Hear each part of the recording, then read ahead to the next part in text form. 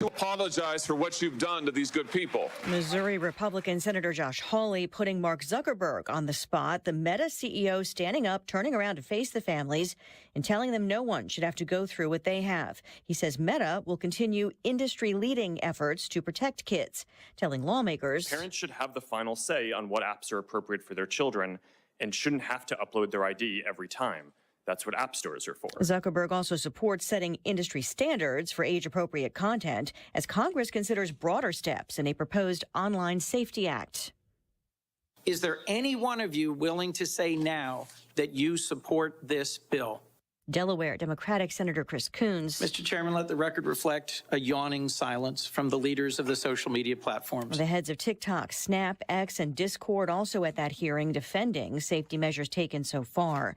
House Speaker Mike Johnson urging lawmakers to help force the Biden administration's hand on border security. We have to stop this now and put Americans and Americans' border security first. The White House accuses him of trying to help give former President Trump a campaign issue by preventing a bipartisan border deal from passing. Johnson says President Biden already has the authority to act and that a so-called deal won't include transformational policy changes. The Senate proposal has not yet been released. The border debate holding up a vote on more aid to Israel and Ukraine. The UN's top court has just rejected much of a case filed by Ukraine accusing Russia of bankrolling separatist rebels a decade ago. America is listening to Fox News. Hi, I'm Henry Winkler. My eyes are very important to me. My eyes connect me with things I love. I loved my late father-in-law dearly. He always lit up a room, but his vision dimmed with age. He had age-related macular degeneration, or AMD. And since partnering with Apellis, I've learned there's an advanced form of the disease called geographic atrophy, or GA. His struggle with vision loss made me want to help others know about GA's warning signs. For some, straight lines seem wavy, like when looking at a door frame. For others, blurry or missing spots can make it hard to read or see loved ones' faces. Many have trouble seeing in low light, making driving at night difficult. GA gets worse over time and cannot be reversed. If you've been diagnosed with AMD and notice vision changes, don't wait. Talk to your eye doctor about GA today. Learn more at GAWon'tWait.com. That's GAWon'tWait.com. Air Comfort Service, heating, cooling, and insulation. Weather. Chief Meteorologist Dave Murray. The hardcore cold is going to get its back broken for the next couple of days. This afternoon, partly sunny, close to 50 degrees. Still a bit of a chill in the air, but it should feel pretty good. Tonight, clear skies, 35. Thursday, boy, what a day. Plenty of sunshine. Chilly start. Spring-like Thursday afternoon, 65 for the high. Partly to mostly sunny skies Friday and near 60. Enjoy. This is 97.1 FM Talk. Chief Meteorologist Dave Murray. I know we're all busy. We're working, we're running errands, trying to take care of the kids. It's really easy to put things off. One thing you do not want to put off, though, your annual eye exam. The doctors at Ophthalmology Associates not only gave me the most thorough eye exam I've ever had, but they're also experts in the diagnosis and treatment of all diseases of the eye. Everything from dry eye to macular degeneration and cataracts. Think about this. Your eye health is the window into your overall body health. Doctors Greg Birdie, Ranja Malhotra, Robert Brusati, Andy Royer, and Samuel Berry, they can look at your eyes and even tell in some cases if you have early stage diabetes, heart disease, lung problems, even some forms of cancer. They're called the doctors' doctors because they've treated more than 250 doctors. The best part about this is that most insurance plans cover the cost of your annual eye exam. Set up your appointment today, 314-966-5000. Again, 314-966-5000, or go to youridoc.com. Hi, this is Thomas Helbig with the Retirement Advisory Group. Hi, I'm Bob Kershaw. As a family business, we are committed to protecting your retirement, whether you're nearing retirement or already retired. What if it were possible to protect you from market downturns without having to make an emotional decision to buy or sell? What if you could take advantage of a strategy that would automatically take you out of harm's way during the bad years and position you for the growth opportunity during the good years? The secret is in linking safely to the market without putting your principal at risk. By linking to the market instead of owning the market, you can participate safely on autopilot and lock in your gains without creating a taxable event. Go online at retirementkey.com for a no-obligation retirement review. We'll teach you the strategy that has helped our clients retire with confidence for the past 38 years. And just for coming in, you'll get a copy of our latest edition book, Your Key to a Worry-Free Retirement. So go online at retirementkey.com. That's retirementkey.com. Gain peace of mind that your flooring and carpet installation will be done right the first time when you hire the experts at Michael's Flooring Outlet. They give all their clients attentive personal service, even bring toys for the kids of the household. It's a family-owned and operated business for 25-plus years. They make sure you make the right choice for your home. So if you have carpets or hard floors, you're going to be happy for years to come. 3 convenient locations in St. Charles County, 116 Main Street, in Old Town St. Peters at Mid-Rivers and Highway 70, in West County on Olive, and the store in Darden Prairie. Michael's Flooring Outlet, igotfloor.com. Download the free Upside app and earn real cash back every time you buy gas. Download the free Upside app now and use promo code GIFT for an extra 25 cents per gallon on your first fill-up. That's promo code GIFT. The choice of a lawyer is an important decision and should not be based solely on advertisements. STL Today is named under law 2023's best St. Louis law firm. We'll continue to make a difference, one case at a time. When you're injured, call Onder Law at 314 or 618-9000000. The Annie Frey Show YouTube live chat poll of the day is sponsored by Ruler Foods. Low prices, no coupons. Ruler Foods. That is exactly what I needed to hear. Thank God someone here knows what you're talking about. That's us. That's right. Gotta love this American ride. All right, you need to take the time and get the full picture.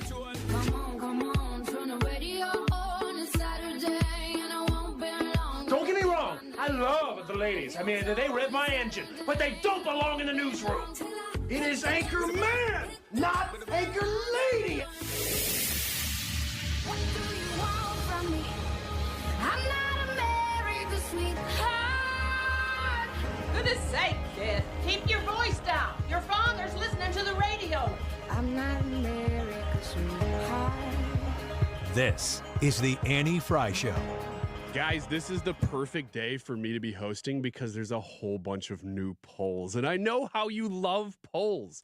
We're going to talk about them because they're good. I'm going to tell you right now, they're good polls for Donald Trump. I was going to say they're good for who? They're good for Donald Trump. They're not good for me, although this is shaping up to be a very, very good show for me because I love these topics and they happen to be some of the top news stories of the day. Let me tell you exactly why I'm here and how we got to this place. So it's been a weird week. Monday, Annie was here and she was prepping for the show. We were talking over things just like usual with Brad and Leah. And then she gets a phone call at almost exactly noon. I think it was about 5 minutes till noon. Yeah. That one of her oldest daughter was running a high fever. And I think she was not the only kid that was sick. So they were tapping out their resources for babysitters. And then she got that call and said, I have no option. I have to go get her. So I being here already, we had nobody scheduled. I thought you were going to say I being a hero. I being a hero, stepped in and hosted on Monday. So that's what happened on Monday. Now, Annie was back yesterday, of course, because we got the babysitter situation. Kids are still sick. Yeah. But got the babysitter situation figured out. And then she was here, and if you heard, she was struggling. She was coughing a little bit and, not having a great time. If it was because she was getting sick. Yeah. And now she's sick. And we told Annie, look, stay home. She was fighting to come in, and we're like, you if you come in tomorrow, then you're just going to miss Thursday if you're really that sick. So yeah, she was very concerned that you guys listening would feel like she was letting you down, and she was concerned that we would feel like she was letting us down. It's like, no.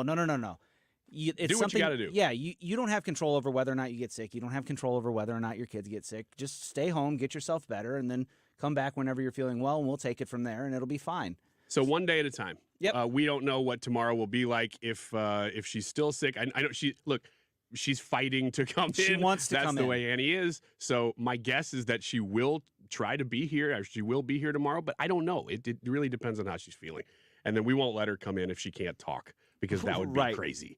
So that's where we are right now here at 12:09 here in St. Louis on 97.1 FM Talk. My name is Ryan Wiggins, and I will be filling in today just like Monday, and we'll see what tomorrow holds. Now, here's the deal. The polls are good.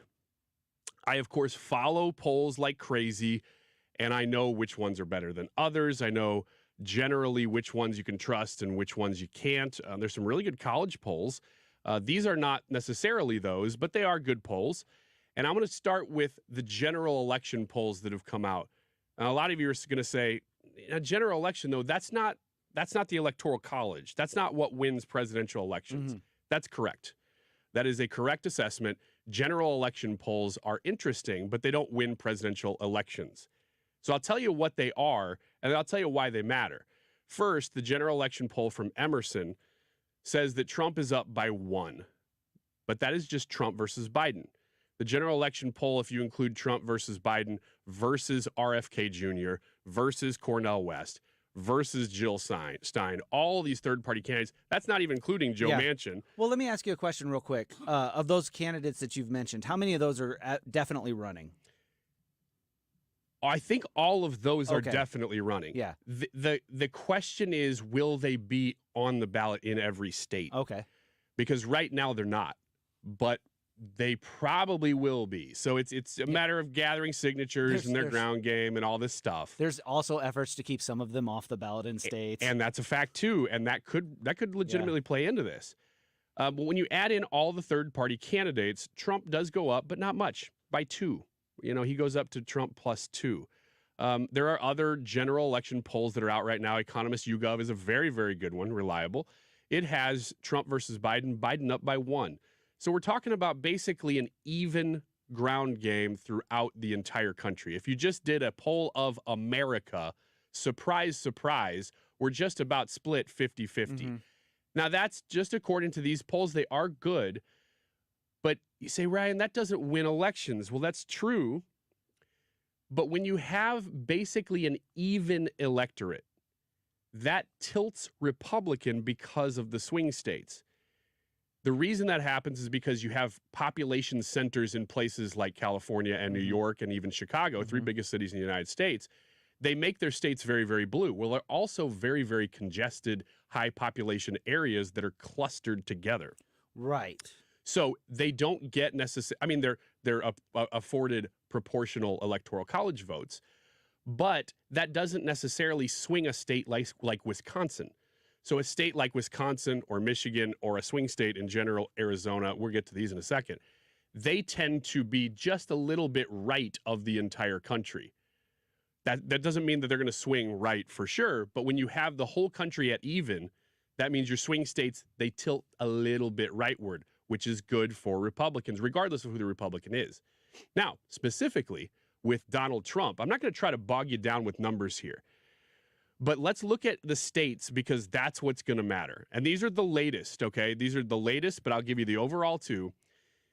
In my assessment right now, it's very odd because the states you know for sure are going to be swing states that decided the last election, Georgia, Arizona, Wisconsin. Those were the closest ones in the 2020 election.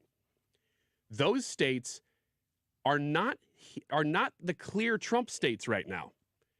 They are leaning Trump.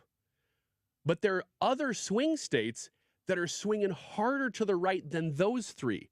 And I don't know why that is. Maybe there's a lot more attention being paid to those 3, and therefore people are just a little more checked out. Well, I don't know. You've got to look at those states and what issues might be affecting those states or be important to the voters in those states and how Joe Biden's policies have affected those states. So of Arizona, Georgia, and Wisconsin, those 3 big ones that decided the 2020 election, they're all leaning Trump. I'll give you that right now.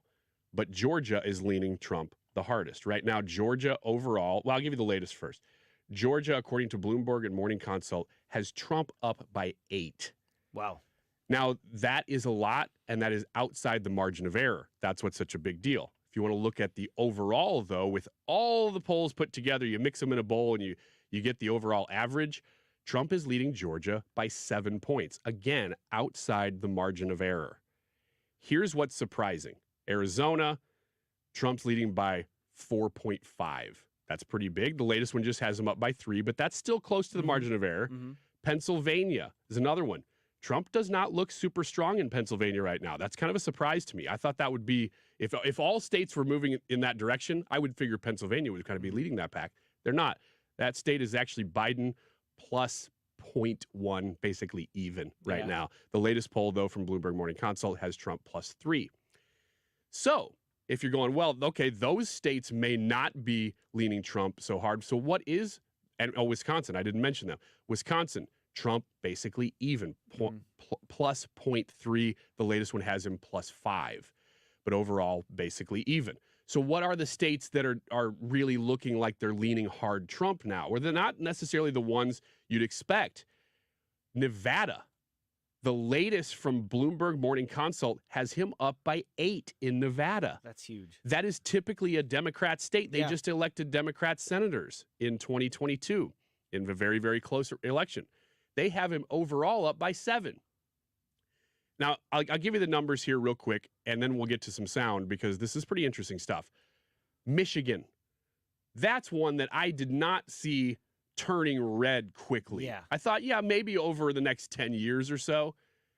But right now, the latest poll out of Michigan has Trump up by 5, and overall average Trump up 5.1. Again, that is outside the margin of error. If he wins these states, he wins the election. He's looking very good in every single swing state, Pennsylvania being the closest. Now, here's what's interesting. That's mostly just Trump versus Biden. That's not considering any third-party candidates on the ballot. For a great analysis of third-party candidates, I turn you over to The View. Are you concerned with a third party? I am very concerned. I mean, I talk to Joy about it all the time. This is her big thing. She always talks about Ralph Nader and how he was a spoiler. But I just learned today that when Jill Stein ran and it was Trump versus Hillary, there were 3 states, Michigan, Pennsylvania, and Wisconsin, where Stein's vote total exceeded Trump's margin of victory. So had she perhaps not been part of it, Hillary Clinton would have been president. Yeah, and I'm we're old enough to remember when Ross Perot was a spoiler for George Herbert Walker Bush. And in that case, that was 1996. And in that case, you had George Herbert Walker Bush, who's a sane, good, normal human being, running against Bill Clinton. He was a hoe, but he was a normal, good human being. Okay. All right. So let's, past the laughter there, that's actually not bad analysis from The View. The reason they're talking about it is not the same reason we're talking about it, though. They're worried. Yeah. They're worried because they see probably the same things that we're talking about right now. But all the numbers I just gave you, those were just a head-to-head matchup. You add in third-party candidates, and it goes like this. Arizona goes from being +3 to +8 for Trump if you add in the third-party candidates. Now, this is just Bloomberg Morning Consult, okay? But all the states are like that. You take Michigan, it goes from being +5 to +6 for Trump. Now, a lot of these margins aren't huge, but you switch by a point here or there in a swing state, it does make a huge difference. Well, when you're talking about 6 points, you're getting into what media likes to call landslide territory. Yes, you are, especially with the Electoral College, let alone the general election. I mean, if the general election, if he wins the popular vote, don't worry about it. Yeah. He's going to get the swing states at that point. But another one, Nevada. We keep saying, man, Nevada is surprising. +8 for Trump, with it just being a head-to-head matchup. Put in the third-party candidates, it goes to Trump +12. Now, if Trump wins Nevada by 12 points, this nation has gone red in 2024. Well, here's the thing. If that poll is off by 10 points, Donald Trump still wins Nevada. Thank you very much. Thank you very much. So that's why this stuff is so interesting, is not because of one individual poll. And Brad points out, a lot of times you see polls that come out, especially if they're sanctioned by certain parties or certain actors within the parties, they're intended to shape a narrative. If this is shaping a narrative right now, I'm not really sure what it is, other than the possibility that there are people that want to get rid of Joe Biden. That they say, this guy is the weakest candidate. I was sitting there, because like you were saying, this is Bloomberg. What was the other group? Bloomberg Morning Consult is the majority of these swing state polls, but Economist, YouGov, and Emerson are in there too. So you kind of look at them and it's like, what is the motivation or who commissioned these polls? Because I still think polls are persuasive, not predictive, but they have to be a little bit accurate to be persuasive. And that's where I keep coming back to, is that these polling agencies have a lot on the line. Yeah. This is how they make a living, is by being accurate. Now, to some degree, how they make a living is by a media outlet sponsoring them. Yeah, by delivering what the media outlet wants. So it's not entirely what their living is, but if they lose all credibility, then so does the news outlet and so does the poll. So there has to be something to it. Yeah. So I wanted to lead with that today, and I wanted to tell you, too, what the rest of the show is going to be like, because while that is super, super interesting national stuff, I want to talk some local, and we do have a couple of local guests on. The ultimate local guest, Marc Cox, is coming on the show in this hour, and I don't know whether he's going to be able to in the next segment or the following because he's got some stuff going on. But there is so much happening in Missouri. There are national legislators. I mean, Chip Roy and names that if you're plugged into politics, you know their name for being pretty big national figures outside of Missouri. They're weighing in on what's happening in Missouri right now. So there's a lot happening in the Missouri legislature, specifically the Senate. On Monday, I talked to Bill Eigel. You guys had that scheduled. It was cool to talk to him. It sounds like we are going to talk to Caleb Rowden, the head of the Senate. Yeah, we've got him on the schedule. We're just working on a time, and hopefully we can get him in this week. So that'll be this week. But in the meantime, everybody who I follow said, oh my gosh, big breakthrough. The dam has broken yesterday. There was a big, I don't know what you call it, a protest. It was more like a rally at the Capitol yesterday. Marc Cox was there. There's been a ton of action in the Missouri Senate. So if you're not plugged in, I want to catch up on exactly what has happened in the last roughly 24 hours. That's coming up in this hour. By the way, too, in this hour, we're giving away Jordan Peterson tickets. We usually do that later in the show, but that's why I'm teasing it now, is because it's going to be here in the 12 o'clock hour. Stick around for your chance to win Jordan Peterson tickets at some point before 1 o'clock. This is the Annie Frey Show. We will be right back.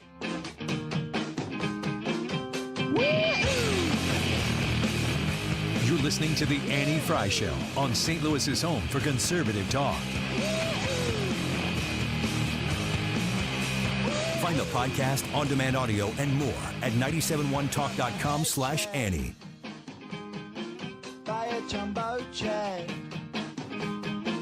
It wasn't easy,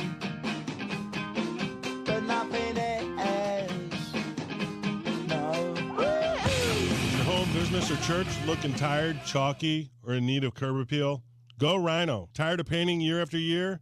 Go Rhino. Our unique 3M ceramic technology is perfect for brick, stucco, aluminum, steel, color lock masonite, and more. It's backed by our 25-year transferable warranty to not chip, crack, or peel. Great if you're staying, and even better if you're selling. Our ceramic coating allows you to maintain all of your architectural features. The decision to do vinyl will leave your home looking like a plastic moldy box. With Rhino Shield, in 15 years, your home will still have that, wow, it looks like you just got it painted. We've done large condo complexes, parking garages, pole barns, and commercial strip malls. We coat sloped and flat roofs to extend their lives too. Evaluations are free. 877-25-RHINO or 877-25rhino.com. See what we did there? Genius. Tell them, ladies. No paint, don't vinyl, go Rhino Shield. Never paint your house again. Rhino Shield.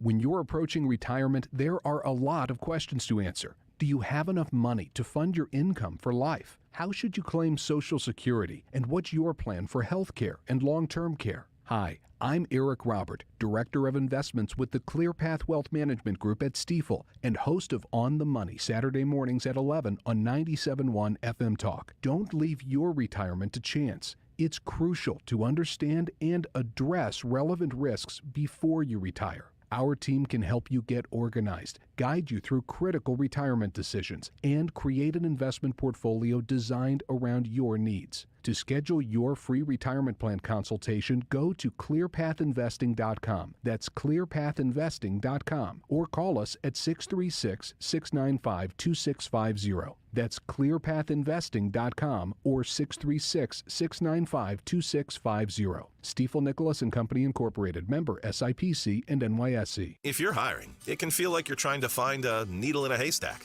You can hope the right person comes along, or you can just use ZipRecruiter. And now you can try it for free at ZipRecruiter.com/radio. In fact, ZipRecruiter has helped a lot of business owners find their needle in a haystack, like Marco, president of operations at Telly Tires and Auto Centers. Because Telly Tires has grown a lot in the last few years, Marco needed to hire everyone from a receptionist to a store manager to a head mechanic. ZipRecruiter helps me find all the right people, even the most difficult jobs to fill. ZipRecruiter helps me keep my business running. Take it from Marco and millions of other businesses who've used ZipRecruiter. ZipRecruiter can help you find the needle in the haystack.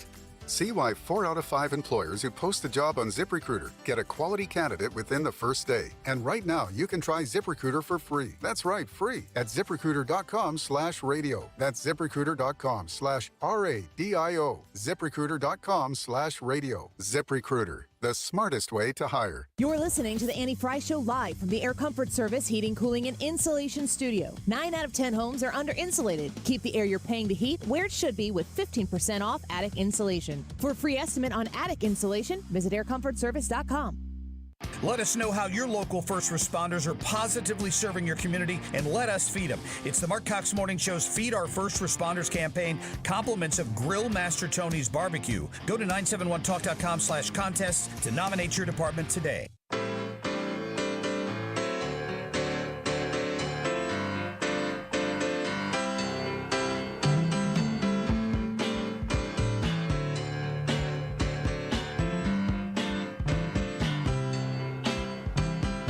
This is the Annie Frey Show. Follow Annie on Twitter @Annie Frey Show. Well, it's the ultimate audible. We're nothing but audibles today. So Annie is out, of course. I explained at the beginning of the last segment that she was out Monday because her kids were sick. And then she came in yesterday and was just, she was hacking up along, and now she's full-blown sick. So I'm Ryan Wiggins filling in today. We'll see what tomorrow holds. But speaking of audibles, so normally in the next segment, it is the Wiggins America segment, but Marc Cox is going to come on in that segment and update us on everything happening in the Missouri legislature, which is a lot. And so I'm really looking forward to that conversation. If you didn't hear Mark this morning, he'll kind of catch us up here, us Illinois boys. Right now, though, Brad has kind of, I don't know, in a way prepared a Wiggins America. This is like outside way of preparing it. I got a couple articles that kind of maybe have flown under the radar, and one that's a little bit ridiculous that I wanted to bring. But do you remember about a year ago, February, about a big train derailment? Yeah.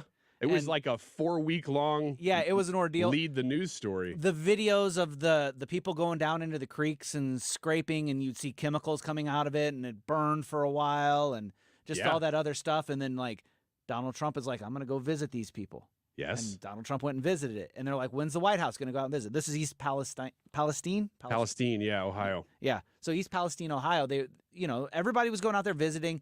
Eventually, Mayor Pete made it out there as a transportation director, and he visited a little bit, and then some awesome pictures of him in a white collared shirt with a funky looking hard hat came out. I remember that. He walked around and did that. And they kept asking, when's the president going to do it? And he's like, I'm going to go out there and visit. I'm going to go out there and visit. I'm going to go out there and visit.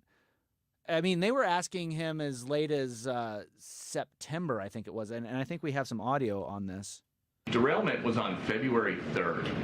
The president will go to East Palestine. He promised that he would, and he will. You saw him. So he was not on a break when he was in Lake Tahoe? I will say this again. The president is going to go to East Palestine, as he has said that he is committed to do. You saw him. Time since then, many trips to Delaware. There was a Christmas week in St. Croix. There was time at Camp David. But the flight to Cleveland, Ohio, which is less than an hour on Air Force One, was too much to take a break for the president until now. Again, we have no idea why this announcement is happening now, except for the fact that Ohio is a battleground state in the election year that we are now in.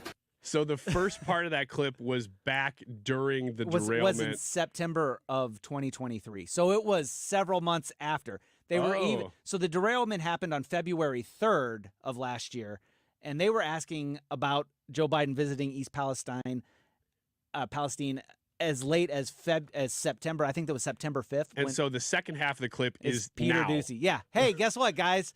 Joe Biden's going to visit East Palestine, Ohio, and he's going to do it to mark the 1-year anniversary of it. And it's interesting because, like, if you listen to KJP in that, she was talking about he just can't find time in his schedule. And then Peter Doocy went on to do what Peter Doocy does, and he listed all of the vacation time Joe Biden had between then and now. Fantastic. I have one piece of bad news for Peter Doocy and Joe Biden. Yeah. Ohio is not a swing state.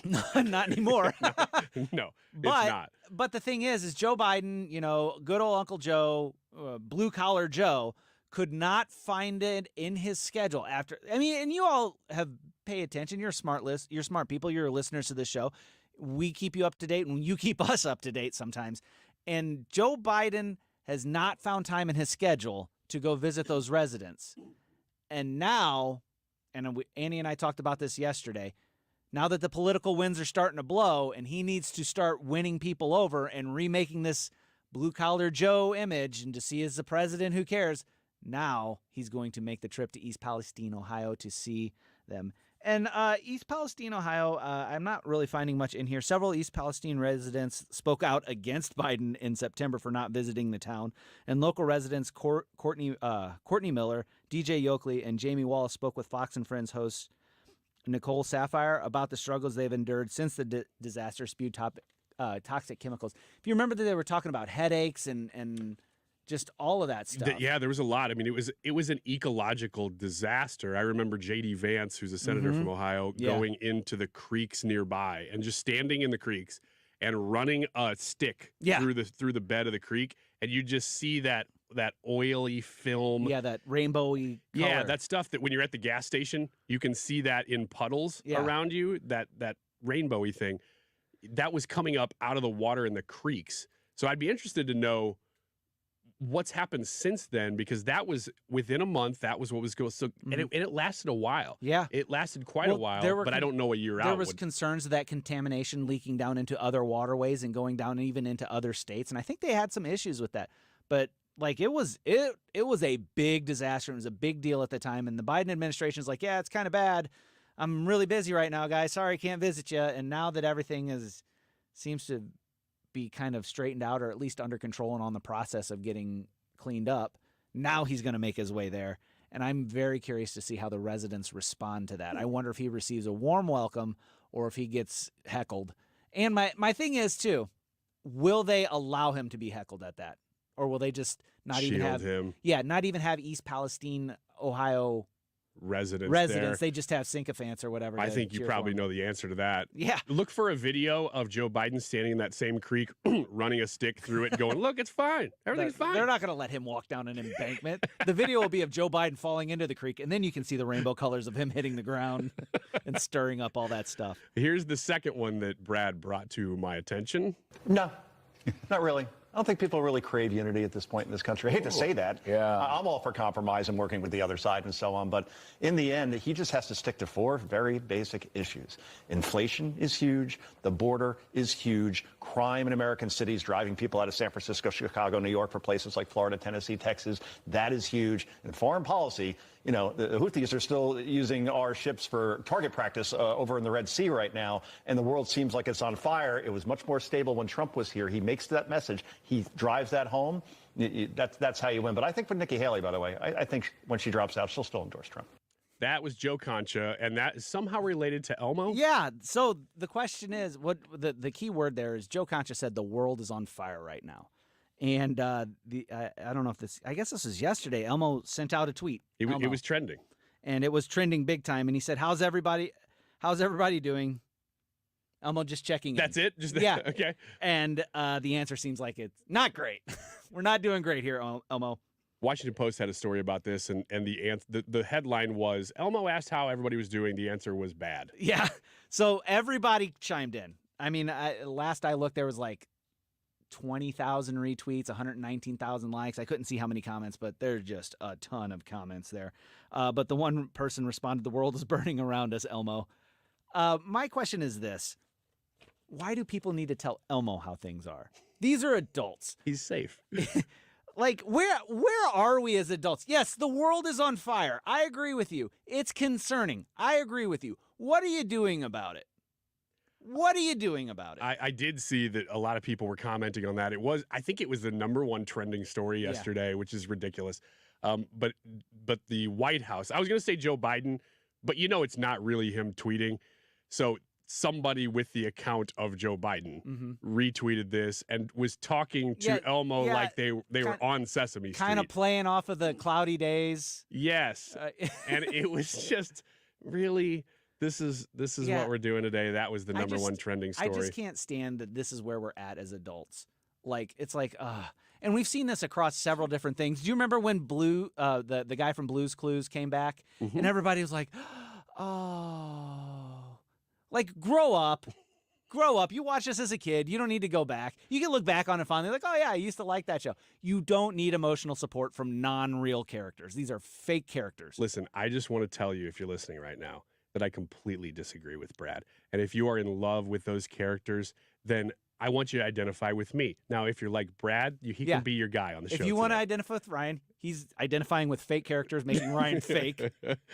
No, I'm the one that reaches out to you in love. Brad brings a stern hand. I'm like the dad. Yeah, and I'll be the cool dad that shows up just on the weekends. The worst dad ever. So just a short break here, and then we're gonna come back. This is kind of a weird segment because we did this in reverse order, but we're gonna come back with Marc Cox after the break. But two things to get to before we do here, okay? Real quick. Right now is your chance to win Jordan Peterson tickets. 314-241-9797. 314-241-9797. Jordan Peterson is going to be at the Stiefel Theater on February 14th. We're giving away tickets all week. We've been doing it in the 2 o'clock hour, but I said, no, let's do it in the 12 o'clock hour today. So now is your time to call and be the 12th caller at 314-241-9797. And before we get to the break, the YouTube live chat poll, haven't even mentioned it yet. Are you worried that AI could take your job? Yes or no? A simple yes or no. Are you worried AI could take your job? Short break. We'll be back with Marc Cox to talk about what's happening in Missouri. Stick around.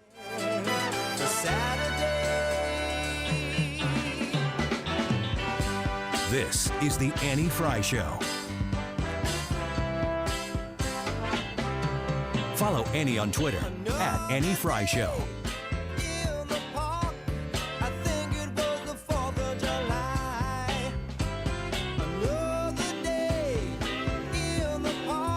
Just imagine being walked all over for 36 years. Who would do that? The great customers of Reinhold Flooring, that's who. For over 3.5 decades, Reinhold Flooring has been the mecca for carpet, hardwood, vinyl, laminate, and area rugs. Reinhold Flooring is customer-driven with a focus on top-quality products and installations from the best team in the business. So come on in and walk all over your next flooring at Reinhold Flooring. Visit them at 5429 Telegraph Road in St. Louis or online at reinholdflooring.com. Cards issued by Sutton Bank and Celtic Bank, members FDIC. Terms and conditions apply. Are you the decision maker in your company? Do you want more control over your business spending? Meet Ramp, the only corporate card and spend management platform designed to save you time and money. Ramp offers unlimited corporate cards with spend controls you can customize to stop wasteful spending before it happens.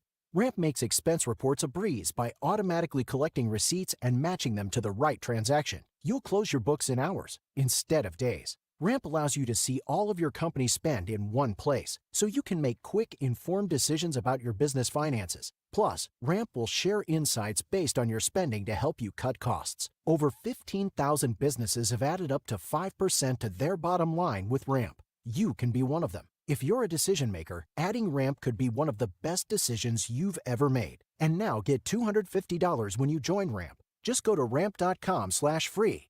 Ramp.com/free.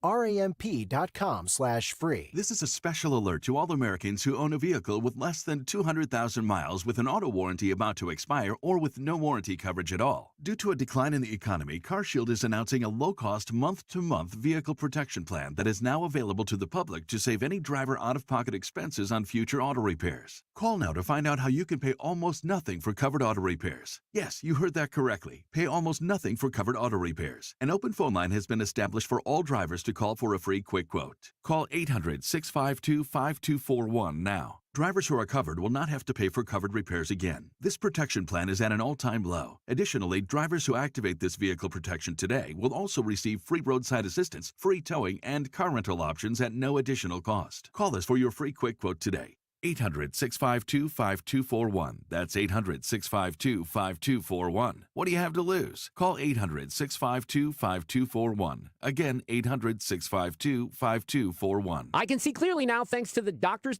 at Ophthalmology Associates. Doctors Greg Birdie, Ranjan Malhotra, Robert Brusati, Andy Royer, and introducing Samuel Berry. You can too. Call 314-966-5000 or check out youridoc.com. That's youridoc.com. Today's YouTube live chat poll, are you worried that AI could take your job? That's yes or no. Are you worried that AI could take your job? Jump in the Andy Frey YouTube page chat and let us know what you voted, and that's where you can also find the poll to vote. We'll read the results at the end of the hour, and we might feature some of your comments too. So jump in that chat and tell us what's going on and why you voted the way you voted. The time is 12:40. This time check is sponsored by Jerry Kelly Heating and Air Conditioning. It's time for a $98 furnace tune-up. Congratulations to Fred Bottomer of The Mark Reardon Show on his induction into the St. Louis Media History Foundation's Hall of Fame. From all of us at 97.1 FM Talk.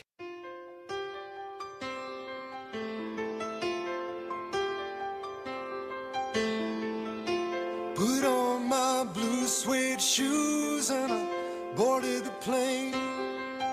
Touchdown in the land of the Delta Blues.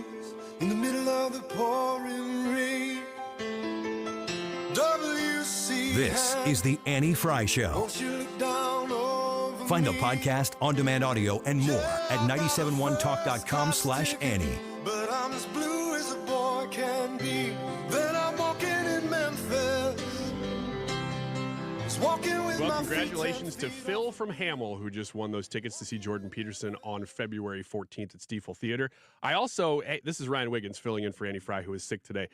I don't know that I've ever actually been in the host chair, because if you're not watching us, you don't know, but we kind of play musical chairs because the computers are set up better for the host, and so I'm sitting in Annie's spot right now. I'm not usually near the phones, so I don't get to see this and do contests like this, but I'm near the phone enough that I could see that I wanted to give a big shout out to whoever was calling in from Walgreens. Clearly on the clock, listening to the Andy Frey Show at Walgreens. Just make sure you turn that volume up so everybody in there can hear it. I just put it on the speakers in the store. That would be completely fine. And then, but I get why you wouldn't, though, because then so many more people would be calling. Don't do that if that'll get you in trouble, though. Actually, I'm not that worried about that. Do that regardless. I think it would be fun. Do you remember last segment when Ryan said he was the one that cared and was loving? Yes, exactly. So thanks for playing. We'll do that again tomorrow. More tickets to give away, both Thursday and Friday. Today's Wednesday, right? Yeah, it is Wednesday. Mm-hmm. So we do have Marc Cox on the phone to fill us in on everything going on in Missouri, in the Senate, and the legislature. Mark, thanks for making some time for us today. I know you're a busy guy. Not a problem. I was just at Walgreens. I saw some girl on the phone. Well, she didn't win, so I feel bad. Oh, rats. Yeah, I feel bad about that. Yeah. She was on the phone at Walgreens, right? Not just on her At cell Walgreens, phone. Okay. Right. Yeah. So, Mark, I know that you're out and about today. I know we had to kind of squeeze you in, but I really do appreciate your time because I know that you are among those who are right there. In fact, I didn't know that you were doing this yesterday. I saw you leaving. I didn't know you were leaving, going straight to Jeff City from the studio yesterday. So what exactly was taking place there? That was a quick 200-mile round trip. I drove down because they were having a rally to support the members of the Missouri Freedom Caucus. They have been trying desperately to do something that should have been done 2 years ago in the Missouri legislature, and that was get a question on the ballot regarding initiative petition reform. Missouri, and this will enlighten some of your listeners in Illinois, Missouri has one of the weakest thresholds in the country to amend our Constitution. And it was fine for many years because you didn't have people with ulterior motives across the country who were trying to take advantage of it. But in recent years, they have increasingly taken advantage of it. You've got people who come in from out of state who have certain motives, certain issues they want to see become law. And instead of trying to go through the legislature, they pay millions of dollars to collect signatures and get it on the ballot, and then produce slick ads and get people to unknowingly vote for things that they don't, in many cases, understand. trying to get them to modify that. And since the beginning of the legislative session on January 5th, they've been stalling it. Jeff City leadership has not taken up this issue, and a group of conservative senators stood up and decided they were just going to basically filibuster and lock up the Senate until they got leadership down there to agree to do something, and they finally did. And so is that why yesterday was so important? I mean, was it that there was such a big rally? I saw pictures. It was a big rally. I mean, getting people to take that kind of action and show up all together politically is not the easiest thing to do. And so when I saw the pictures of how many people were there, I don't know if they're petitioning or what you'd call it, but certainly, a gathering, a rally. Is that, the pressure that needed to happen? What exactly took place yesterday that changed things? Yeah, the rally did not fix the problem. The rally happened about an hour. I mean, maybe people knew the rally was coming, but I don't think anybody who showed up there deserves any credit for changing anything.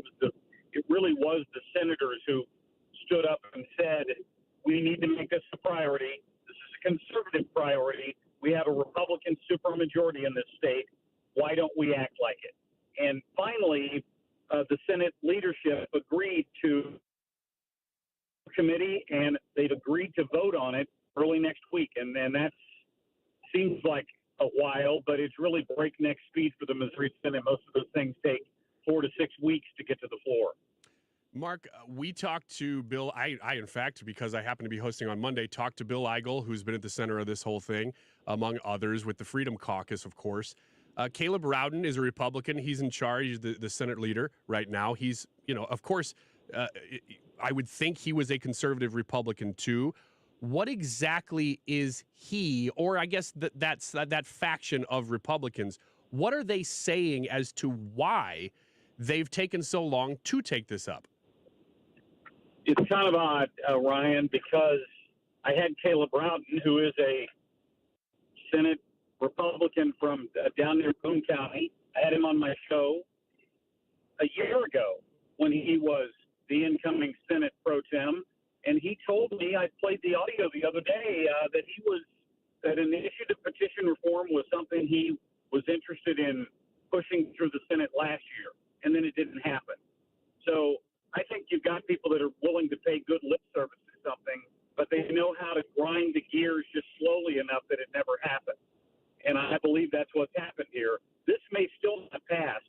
It's got to go to the floor of the Senate, get voted on, get sent to the House. They've got to find some commonality between those two bills and then send it to Governor Parsons' desk, and then he would have to sign it.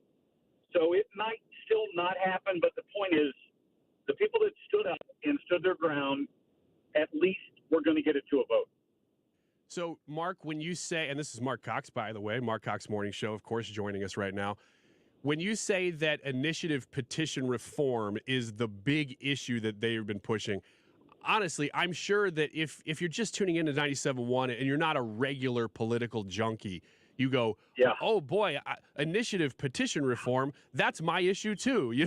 That's not exactly. It's not exactly the number one thing on most voters' minds, but it leads to so much, and abortion really is a big issue, and it could affect things like that down the road with how easily outside groups are able to come in and change the Missouri Constitution, not just making new laws. I mean, you are changing the Constitution, and I've heard you say before, both on air and I think just in our personal discussions, that this, depending on what comes out here, because we don't know exactly what this is going to look like you said yet, but whatever it is, it'll make the Missouri Constitution, should it pass, look a little bit more like the actual U.S. Constitution, right? Not nearly enough. I mean, to amend the U.S. Constitution takes a vote of 2/3 of the states. That's a super majority in order to amend the United States Constitution. They want everybody on board, at least 2/3 of the people on board before they're going to amend it. In Missouri, it's still 50.1. 50% plus one person is enough to amend the Missouri Constitution.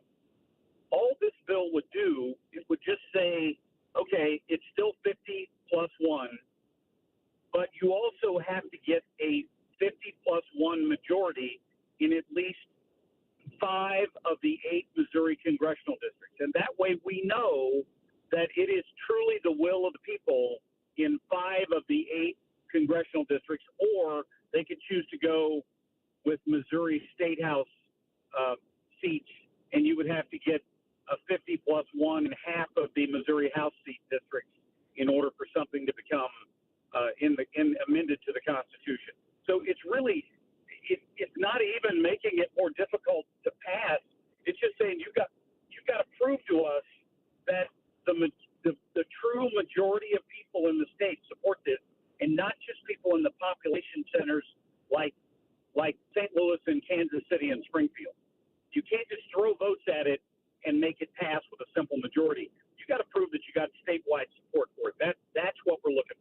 The protests, Mark, against this that I've seen are funny because they're so easily dismantled when you point out things like, the U.S. Constitution or your blue state neighbor to the east, Illinois, where it's a much, much bigger slog to get something added to the Illinois Constitution. And Missouri, even after initiative petition reform, wouldn't even still be as hard as those 2 places.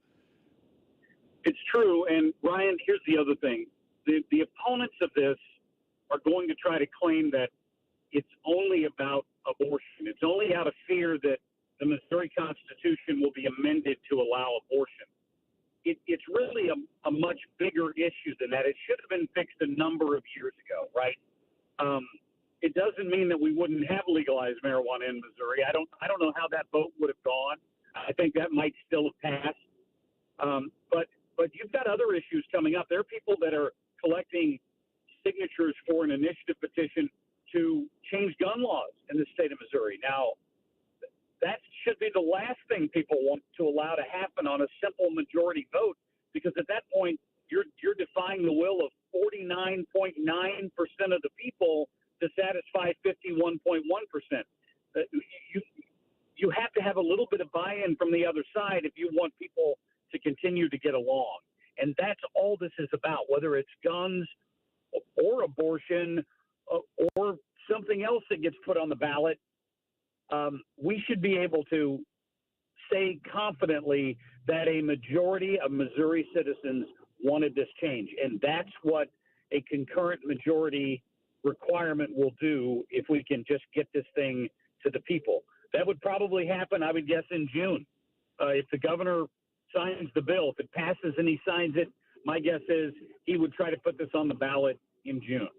Yeah, these things take time, as you were explaining to me this morning, because I was like, Mark, fill me in here, because this is obviously I'm in Illinois, and I'm interested in what this is, but it doesn't directly affect me other than the fact that I work here, and we, of course, cover politics locally. But right. This is something that the time frame really does have to be right now, because it takes so long for it to play out the way that you would figure, which is why you're seeing the Senate, the Freedom Caucus do this right now. Yeah, for it to go into effect, it goes. If the people pass the bill, if they vote on it and it passes, if the people of Missouri, it takes 30 days before it goes into effect. So if they passed it in June, assuming it would pass, it would take effect before, let's say, an August election, or certainly before a November election. That abortion initiative petition, that petition to amend gun laws, could both be on the ballot either in August or November. So you definitely want the new law to be in effect before then. So you could say, all we want you to do is prove that you have the majority of people in Missouri who support this. Exactly. Mark, last question before we let you go here. I keep seeing that school reform, maybe the voucher system, but just school choice has been discussed as part of this. But it's not maybe the marquee issue, but it has been discussed. Have you been following why that is a part of this discussion?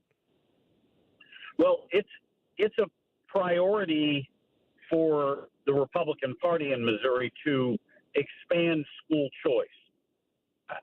Again, the Democrats, the teachers' unions are opposed to that idea. I mean, in my mind, competition makes you better.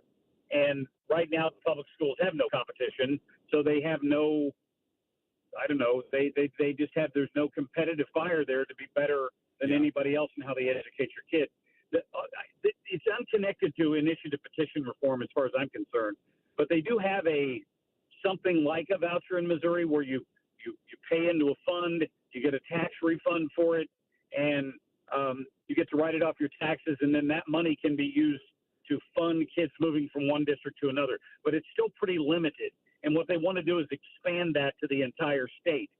And that's a bill that's floating around in the Senate. I don't know if that's something that gets through the legislature this year or not. I'm just glad to hear that that's still a priority for the Republicans, for the conservatives in Jeff City, because that's just such a big deal. And it makes such a big deal for generations to come. Mark, I thank you. Go ahead.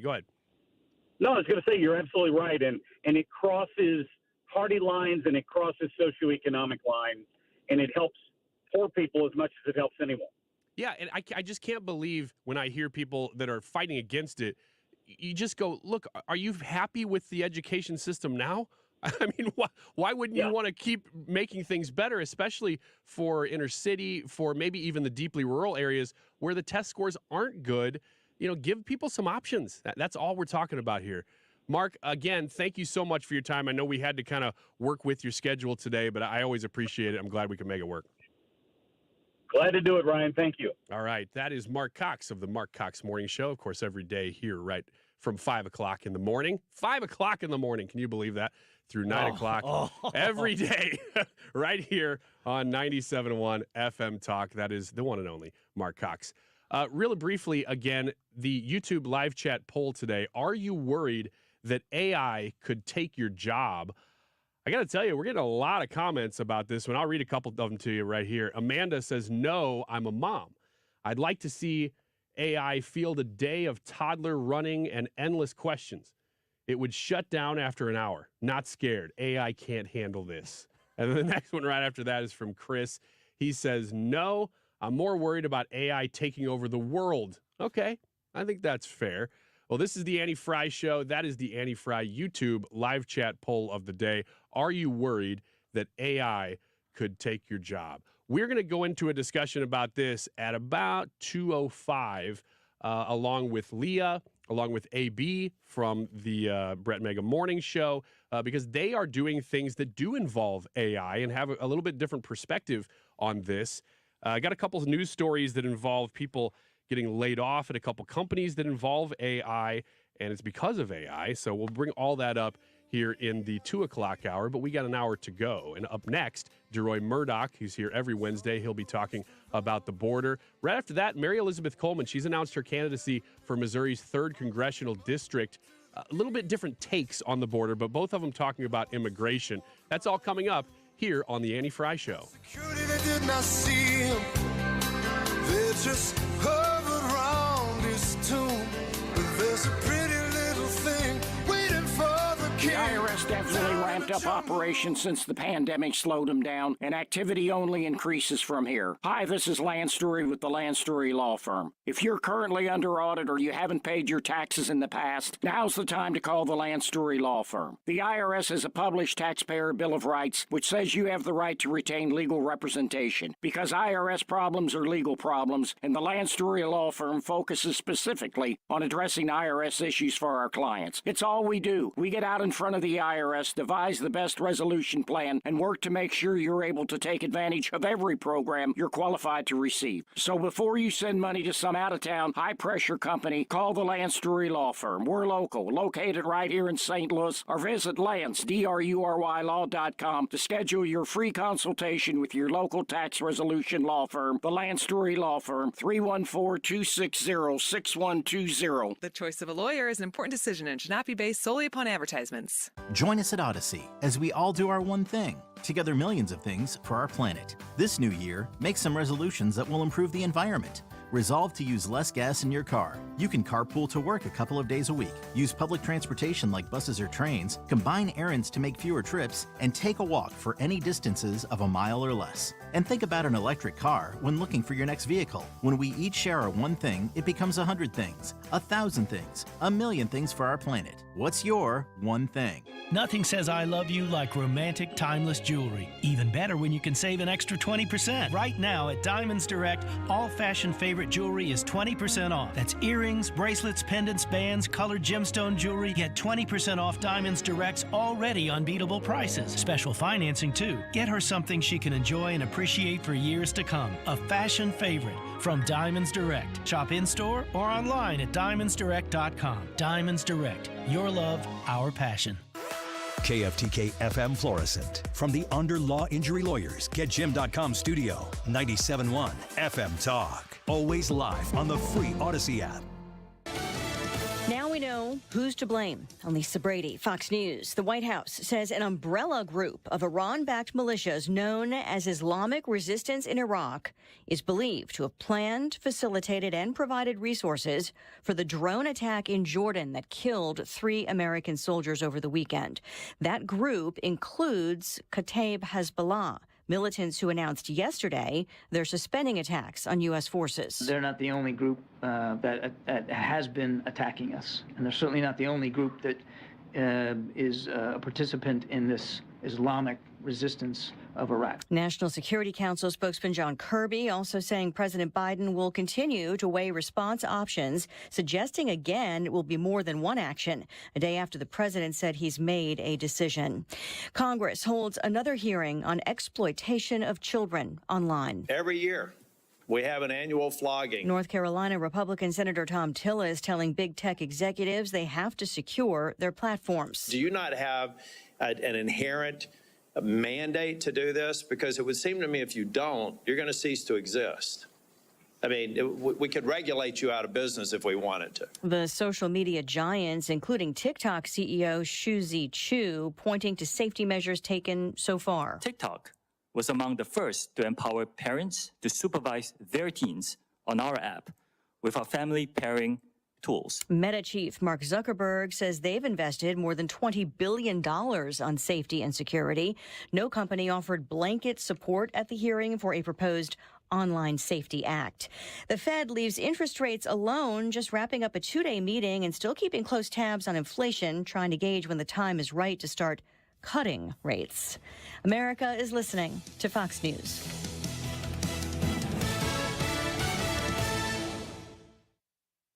I'm Dana Perry. Hi, I'm Henry Winkler. My eyes are very important to me. My eyes connect me with things I love. I loved my late father-in-law dearly. He always lit up a room, but his vision dimmed with age. He had age-related macular degeneration, or AMD. And since partnering with Apellis, I've learned there's an advanced form of the disease called geographic atrophy, or GA. His struggle with vision loss made me want to help others know about GA's warning signs. For some, straight lines seem wavy, like when looking at a door frame. For others, blurry or missing spots can make it hard to read or see loved ones' faces. Many have trouble seeing in low light, making driving at night difficult. GA gets worse over time and cannot be reversed. If you've been diagnosed with AMD and notice vision changes, don't wait. Talk to your eye doctor about GA today. Learn more at GAWon'tWait.com. That's GA-won't.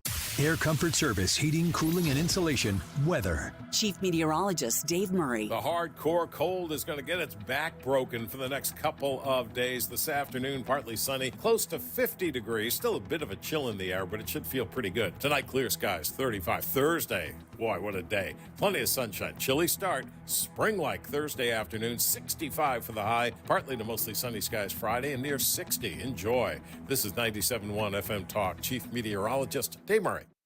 Marc Cox has your chance at tickets to see Train and REO Speedwagon with special guest Yacht Rock Review.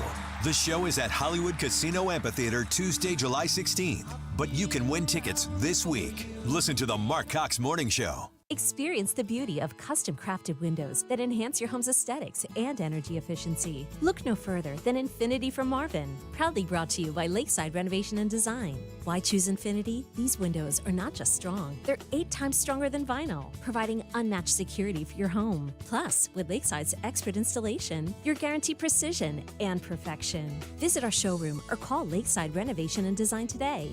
Elevate your home with Infinity from Marvin, where strength meets style. Marc Cox here. Do you need to sell your home, but you need time to find your next home or to build that new construction home you've only been dreaming about?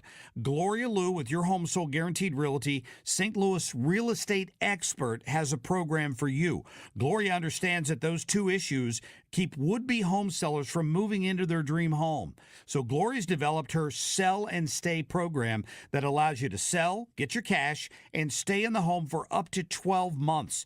Gloria's Sell and Stay program takes the pressure off. It gives you time to find your next home. Plus, now that you have the cash from your current home, it gives you leverage when negotiating your next home.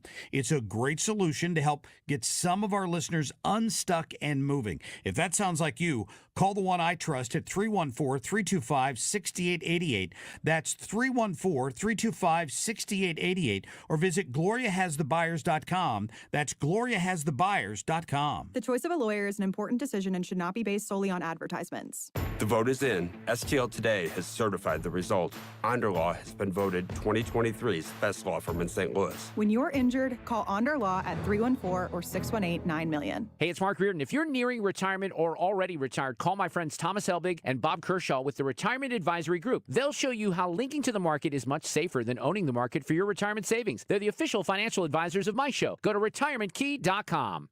The Annie Frey Show YouTube live chat poll of the day is sponsored by Ruler Foods. Low prices, no coupons. Ruler Foods. That is exactly what I needed to hear. Thank God someone here knows what you're talking about. That's us. That's right. Gotta love this American ride. All right, you need to take the time and get the full picture. Come on, turn the radio on. It's Saturday and I won't be long. Don't get me wrong. I love the ladies. I mean, they rev my engine, but they don't belong in the newsroom. It is Anchor Man, not Anchor Lady.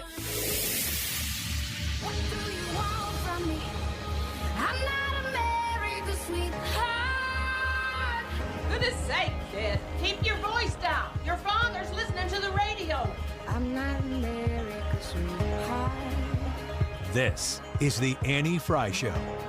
This is the Annie Frey Show, but Annie doesn't have much of a voice today, so Ryan Wiggins filling in. We wouldn't let her come in without a voice. We thought it would be a waste of her to just sit there and watch the show, so we said, why don't you heal up and stay home? Why don't you stay home and watch the show? Yeah, exactly. What you can do on our YouTube live chat page, our live chat poll is what we call it.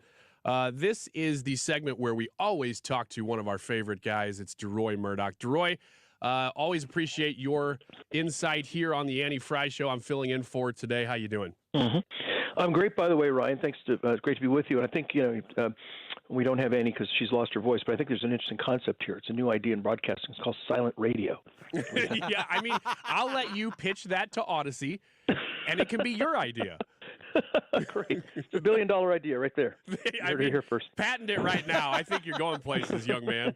But, Deroy, I looked up the other day and saw you on Fox News. I don't know if we're talking about the same issue with you today, but I'm reading a headline that says, cops have allegedly, I saw this headline today, actually, again. Cops allegedly beaten by rowdy migrant mob near Times Square, with suspects later freed without bail. Yeah. Well, you're right there in New York. What's going on? Yeah, this is just part of the complete insanity that this country's suffering, with the border ripped wide open like a trout's belly, slashed and gutted, and with all these illegal aliens who used to be just a problem in Texas and Arizona. They're now up here in New York City. They're in Chicago. They're in Boston, probably in St. Louis. They're all over the place. And you'd think if you broke into the United States of America and you had the opportunity, even though you're basically stolen the opportunity, but to be here in the United States and prosper and succeed and be part of the American dream, that you'd be grateful and humble and try to fit in and do the best you could under the situation. We're finding, unfortunately, a lot of these people come in here and they're a totally different attitude. It's an entitlement attitude, and in some cases it's even a criminal attitude. So here in New York just a couple of days ago, some NYPD officers were walking around near one of these illegal alien shelters in Midtown, and I think some people were just hanging out, acting up, and they tried to get them to cool it.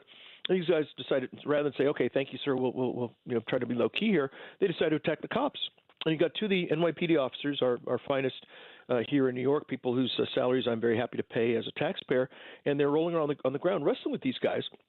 I'm watching this video, and I'm thinking, oh, my God, one of these guys could grab this guy's gun and shoot him, or just run down the street and start shooting people, or who knows what. So eventually the cops are able to subdue these guys. They take them off to, arrest them, take them to jail.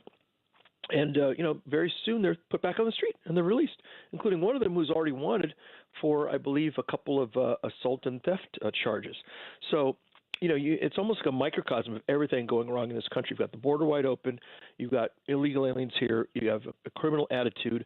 You have cops who want to be brave but are largely restraining what they can do.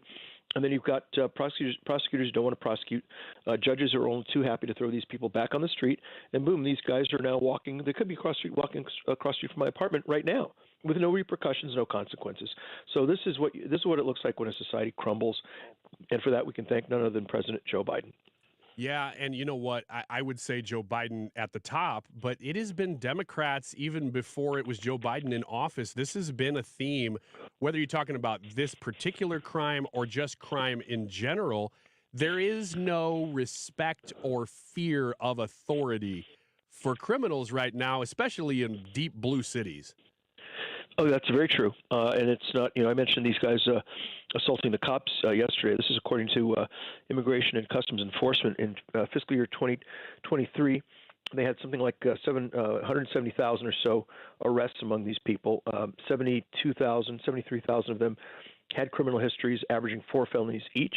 And these crimes include 1,713 homicides, 33,000 assault charges, 4,400 sexual assault charges, as well as, we've got 1,600 kidnappings, 10,000 robberies, about 7,500 weapons offenses, including 3,400 people among this crowd, 3,400 gang members, including members of MS-13, which is a very vicious gang, and what they really like to do for fun is chop people's heads off. I mean, you can't make up this stuff. And then you go beyond the illegal aliens, you talk about the broad idea of lawlessness here. I think the best example of that was from California about a week ago, I think. A woman stabbed her boyfriend to death 108 times, 108 stab wounds. He's dead.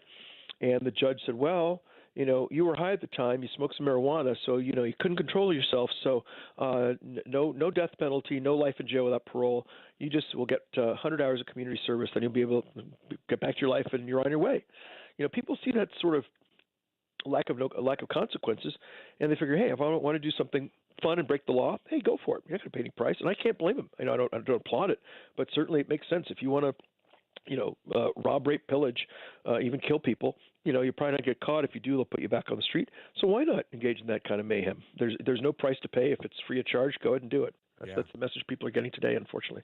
Deroy Murdock, nationally syndicated columnist, on the phone with us, as he is on Wednesdays here on the Andy Frey Show. I was just trying to list off some of those crimes that you just mentioned that the stats are all up on, with kidnappings, robberies, sexual assaults. I don't even know if you mentioned drug-related deaths, but those are also up. Oh, yeah. This is supposed to be... It's 70,000 fentanyl deaths a year. Oh, there you go. This stuff is coming across the border, and it's now the number one cause of death for Americans between the ages of 18 and 45. So we're talking a lot of dead bodies as a result of the Biden DEI Democrat policy of just ripping the border down and letting people invade it, at will. Deroy, it's been, 3 years now since we had a different administration in the office. Does it shock you? It's like the further we get away from it, the more we forget that during the 4 years of Trump's term, you had very loud voices who were supposed to be the compassionate voice of America. And I'm fine with that. If Democrats want to be the old traditional bleeding heart liberals who are the compassionate, hey, you might not be considering this group or this type of person in your laws. I get that. That's fine. There's a place for that. But where have those people gone in the Biden administration? I thought that they were supposed to be the loud voices who were advocating for the forgotten people, and I have not heard a word from those people during Biden's term. No, you really don't. And, I've very much along the lines you're thinking. I've said to people, look, can we please just bring back the tax and spend Democrats? I mean, there was a time when Democrats basically, okay, we're going to raise your taxes some, we're going to take the money and give it to these poor people, help them out. And, maybe it didn't work so well, but at least these people were trying to do something nice. But these people now, have gone well beyond that, and they don't just want to take your money and help out the poor. You can't have a gas stove. You can't have ceiling fans. You can't take, you can't have menthol cigarettes, which happen to be very popular among black smokers for some reason. And we're going to tell you what to do from when you get up to when you go to sleep. We're going to tear the border wide open. We're going to be really nice to the Iranians because if we send them a bunch of free money, they'll behave themselves, and you have peace of the Middle East. Gee, how did that turn out? And then if your little boy has a penis, we really think it ought to be a vagina. And if your little girl has a vagina, she really should have a penis. So let's work on that. This is not the Hubert Humphrey, Dick Gephardt, Joe Lieberman, Bill Clinton, even Walter Mondale, Democrat Party. We're dealing with basically cultural Marxists. This is more like the Angela Davis Democrat Party. These are far left radicals, and they're not just happy to focus on economic redistribution, help out people who are needy or down on their luck or whatever it is. These people want to turn society upside down, and if it means that we have 70,000 people dead from fentanyl as an opportunity to open up the border and let in, at this point about 8.8 million, I assume they consider them future Democrats of America. Well, that's just collateral damage, and that's just the price you pay. I mean, if you get 8.8 million new Democrats and 70,000 Americans die, that's about let's call that a 1%, approximately 1% American death tax for the intake of all these new Democrat voters. I think that's the way they see it. And if you've got some dead bodies that pile up, and you get as a price to pay for your new governing electoral margin, well, that's just the price you pay. I think that's what these people think, and it's despicable and revolting and utterly morally repugnant. It is, and it just makes me sad because I had held them, even if I disagreed with them on a lot of political issues, I had held them in some sort of esteem and thought, well, these people really do lead with their heart. I may not always agree with the conclusions they come to, but I appreciate them. But they have just cashed in any credibility that I thought they had when they have not spoken up for them because it's a Democrat president now. And Deroy, I got to compliment you, too. It's been a while since I've heard anybody call themselves a Hubert Humphrey Democrat. Yeah, the memory cells go pretty far back here. But look, I mean, if we could reincarnate Hubert Humphrey and punch him out of a factory and have him take over the Democrat Party now, I would do cartwheels. I would much rather deal with those people who, like you say, their ideas maybe didn't work so well, but they were probably coming from a decent place, and you probably could compromise with them and come up with a deal that makes sense. The people we're dealing with now are just completely out of control. I mean, this is among other things the defund the police crowd. Their view is, let the criminals run rampant. It's a racist justice system. If you're arrested by the cops, that's really basically just a modern version of slavery. And so the fair thing to do is to put you back on the street without punishment, because that would not be right. That would just advance and systematize, if that's a term, the injustice. People like Hubert Humphrey didn't think that way. They thought, all right, you break the law, you're going to spend some time in jail. So we're dealing with a completely different beast than we had before. This is by far from your mother and father's or grandparents' Democrat Party. Yeah, Deroy, we're in a blue pocket here in a red state in the fact that we're in downtown St. Louis speaking to you right now. You're in New York City, of course, blue state, but led by a very, very deeply blue city there in New York City. Is it any surprise to you? I mean, this isn't exclusive to New York or California or Illinois. I mean, this is happening in any deep blue area, pockets even, that they're just having trouble getting police officers because they don't seem to respect police. There's no support for them. Yeah, that's right. And, what you're seeing is a lot of these cities, they try to recruit cops. And cops think, I don't want to work in a police department where the mayor doesn't have my back, the city council hates me, the prosecutors have no interest in locking up the people I arrest. They just want to get them back on the streets, with all deliberate speed. And meanwhile, every time I go to work, I take the risk that, if I'm lucky, something goes wrong and I get sued. If I'm not lucky, I end up with a bullet between my eyes. So I think I'll go work somewhere where they actually will appreciate my efforts and respect me. And so, good luck to a lot of these cities that are trying to keep a decent number of cops on the payroll, and they can't. And that all that does is make life easier for criminals and make life more dangerous for law-abiding taxpayers. And I don't know about you, but it really makes me respect police officers, especially people stepping into that environment, brand new police officers saying, no, I'm still going to do this because I want to serve. It's really remarkable. Absolutely. It is amazing anybody still does it. And so to those who do, all of our hats off. Much respect. Well, Deroy, I love looking up like I did earlier this week and seeing you on TV. We talk to you every Wednesday and appreciate your takes on things. Nationally syndicated columnist Deroy Murdock, thanks for your time. All right, you bet, Ryan. Thank you very much. Take care now. Take care. That is Deroy Murdock, as heard on the Annie Frey Show. Love getting to talk to these guys when I typically get to hear all these interviews, and I'm around, but it's fun to, be here talking to them. I'm Ryan Wiggins, of course. If you didn't know, Annie Frey was out Monday because her kids were sick. She was here yesterday. If you heard her kind of coughing in the background, that wasn't me. That was her for once. And then she got sick, and she can't be here today. So this is just what we're doing. This is the way we roll. The rest of the Annie Frey Show, of course, is still here, just minus Annie. And we'll see what tomorrow holds. Our YouTube live chat poll of the day, are you worried that AI could take your job? Yes or no? A couple comments here before we get to the break. Pond Rodent says, I'm 72 and drive for a living. AI won't affect my job in my lifetime, but it will affect the future. Seeing quite a few people say that. John says, working in software development, yes, I'm worried about AI, but not this decade. That's kind of a theme. Let us know what you think about our poll today. Interested to see what the results of this one will be. You type in Annie Frey into the YouTube search bar there, and Annie Frey YouTube live chat will come up. Let us know what you think. We have Mary Elizabeth Coleman coming up next, and we just talked about the border a little bit with Deroy. We're going to talk about a different aspect of it concerning this kind of battle between the federal government and Texas with Mary Elizabeth Coleman coming up next. Stick around. This is the Annie Frey Show. I was unaware she liked to act so kind. My friends say I'm crazy. The Annie Frey Show is streaming online. Watch us live on YouTube and subscribe. Well, there's a very good chance as you've driven down your street, you have admired houses in your neighborhood that have been covered in Rhino Shield, and you don't even know it.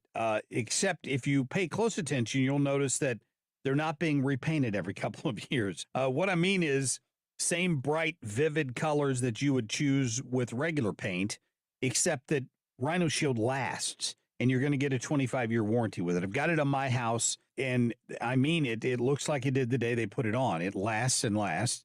It's lab tested to last that long against chipping or peeling or cracking. And they put this on businesses as well. Condo units from Springfield, Illinois, all the way down to the Lake of the Ozarks. You can find it. And my friend Darren will be happy to come over and give you a free evaluation of your home. All you have to do is call him. Tell him you heard Marc Cox talking about it. 877-25-RHINO or online at 877-25rhino.com. How would you like to make no mortgage payments for 2 months? Are you tired of making minimum payments on high-interest credit cards? Is student loan repayment giving you the blues? Your home equity is at an all-time high. Use that equity to save hundreds every month. Call 314-567-GOLD now and give yourself a payment break. That's 314-567-GOLD. Or visit goldenoaklending.com. NMLS 114937. If you're hiring, it can feel like you're trying to find a needle in a haystack. You can hope the right person comes along, or you can just use ZipRecruiter. And now you can try it for free at ZipRecruiter.com/radio. In fact, ZipRecruiter has helped a lot of business owners find their needle in a haystack, like Marco, president of operations at Telly Tires and Auto Centers. Because Telly Tires has grown a lot in the last few years, Marco needed to hire everyone from a receptionist to a store manager to a head mechanic. ZipRecruiter helps me find all the right people, even the most difficult jobs to fill. ZipRecruiter helps me keep my business running. Take it from Marco and millions of other businesses who've used ZipRecruiter. ZipRecruiter can help you find the needle in the haystack. See why 4 out of 5 employers who post a job on ZipRecruiter get a quality candidate within the first day. And right now, you can try ZipRecruiter for free. That's right, free at ZipRecruiter.com/radio. That's ZipRecruiter.com/RADIO. ZipRecruiter.com/radio. ZipRecruiter, the smartest way to hire. Your garage door is the largest piece of moving equipment in your home. When it needs help, call the experts at Overhead Door Company of St. Louis. Their certified technicians repair all brands of doors and openers, and you can even schedule evening and weekend service. Just call 314-781-5200. And always look for the red ribbon. It's your assurance you've got the genuine, the original overhead door. The most trusted garage door company in St. Louis since 1926. For same-day service, schedule online at overheaddoorsstlouis.com. 314-781-5200. You're listening to the Annie Frey Show live from the Air Comfort Service Heating, Cooling, and Insulation Studio. Air Comfort Service is hiring licensed journeymen. Don't have a journeyman license? Air Comfort Service will help you get it. Get guaranteed hours year-round and more. Apply online at aircomfortservice.com. The Mark Reardon Show. Wednesday afternoon, I'll have the very latest on the Fed's investigation of Congresswoman Cori Bush. Also, everything you always wanted to know about initiative petition reform, but were afraid to ask. Weekdays from 3 to 6. St. Louis's home for conservative talk.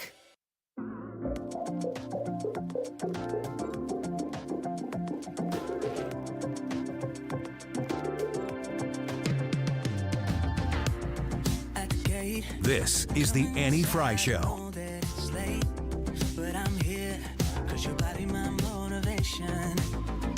And we believe constitutionally we are right. We have a right to defend our citizens. We have a right to defend this country. Okay. And we're just doing the job. This whole idea of Shelby Park, that they would come there, is just ludicrous. Look, these young men and women who serve our National Guard and our DPS, these are the best of the best. Why would he want to send anyone down to confront them? Yeah. I'm glad they stepped down, but they need to do the job. And the only reason he's paying attention now is because of the election in November. Well, it was the lead story last week. Wherever you looked, it was Texas versus Biden is going on everywhere. Not as much being discussed this week, I think, because maybe Joe Biden has kind of blinked on that issue, but it's not going away. It has been an issue for 3 years, and it is still a major issue. Mary Elizabeth Coleman is a Missouri state senator. She's also a candidate for Missouri's 3rd congressional district on the phone with us. Mary Elizabeth, hello. Hi. Well, thanks for being here. I want to start with this tweet that you sent out. It says, "The invasion at our southern border must stop. I have filed SCR 28 to urge Governor Parson to send the Missouri National Guard to Texas to stop the invasion and to enforce our nation's sovereignty under the leadership of Governor Abbott." Yeah, let's go. It's time. I mean, we have seen absolutely, there's not another word for it than an invasion. The numbers are astounding. I think an update was put in Friday, and the kind of news dump by the administration that it was over 300,000 people have crossed our border just last month.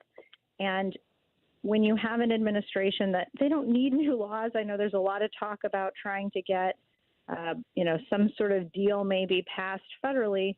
But the truth is that Biden enacted over 90 executive orders undoing President Trump's executive orders that have backed off of, you saw Senator Eric Schmidt when he was the Attorney General working on the stay in Mexico policy, trying to fight the Biden administration on that. There are things that can and should be done to enforce the border. And we have Governor Abbott standing up really to the Biden administration saying, you have got to help. You have got to stop. And if you won't, we will. And I think it's time that Missouri stands with Governor Abbott and helps enforce the border.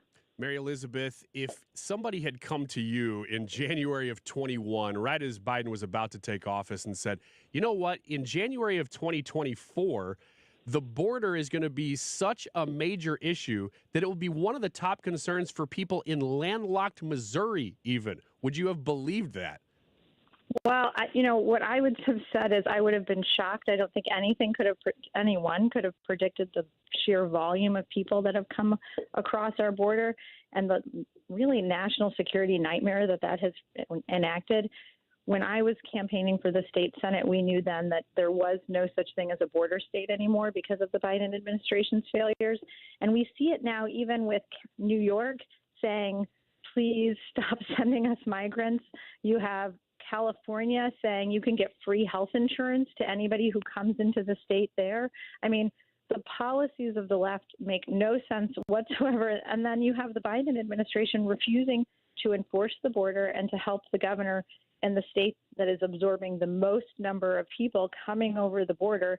I want to say there were 19 terrorists that were arrested as part of, at least that we even know that were stopped at the border, right, in the last number of weeks. It's just a full-scale invasion. There's no other way to say it, and it's crazy that we don't have any federal leadership. And so because of that, it's really important that the states step up and that we provide the resources to help Governor Abbott, because we are also paying the cost. It's not just, they're not just busing people and flying people into these blue states. There are people that are making their way all across the country, and we need to help stop that from happening. Missouri State Senator Mary Elizabeth Coleman on the phone with us. This is one of those issues that we've discussed in the room here that initially people kind of went to their corners and said, you know what, this is a conservative versus liberal issue, and the conservatives don't want people crossing the border probably because they're racist. And then conservatives said, no, you don't get it. This is a big problem. But in the time, like we said before, like since 2021, we really, among us, have discussed that this has become a bipartisan issue, maybe not among politicians, but among voters. Even liberal Democrats are realizing this is a huge problem. Do you agree? Yeah, I do agree. And I think that you see that even from the rhetoric of some elected leaders on the left. You have Pennsylvania Senator John Fetterman saying, this is absurd. We have to secure our border. I think, again, the unions used to not support unlimited immigration because they were worried about protecting jobs from workers. This is not a red v. blue issue. This is not about being racist. This is about making sure that we have sovereignty and safety in the state and in the country. And when you've got people who are actively blocking that, people are really, it's not just that they're upset. It's not just that they're overwhelmed at the amount of resources it's taking to take people in. It's not about being racist. It's about being concerned about the security of this country. And when you have so many middle-aged men who are coming to work here illegally, it's very scary about what's going to happen next. And particularly with all of the unsettled situation that the world is in, watching the types of invasions that have taken place from Russia or Iran's attacks, it just feels a little bit naive to think that it's fine to let this many number of military-aged men come into the country with no vetting whatsoever. Mary Elizabeth, with you urging Governor Parson to send the Missouri National Guard, I've heard people say, and I had to listen because I'd never really heard of this as an option before, that, hey, no, hang on, that's not really the role of the Missouri National Guard. But when you consider that National Guard is in the title of the organization, it almost seems like this is what they were made to do, is protect the sovereignty of borders. Well, again, it's one of these things. It feels to me like a disingenuous argument when they're saying it isn't the role of the National Guard to guard the nation. Again, well, then what do you think that their job is then? Could you please help me? Because, it's not just to hand out sandbags during floods, Right. Maybe it's part of this woke agenda of trying to relabel or reclaim all of the English language to mean things that it doesn't mean. But I think the National Guard guarding the nation sure seems like the prudent step. I think you're exactly right.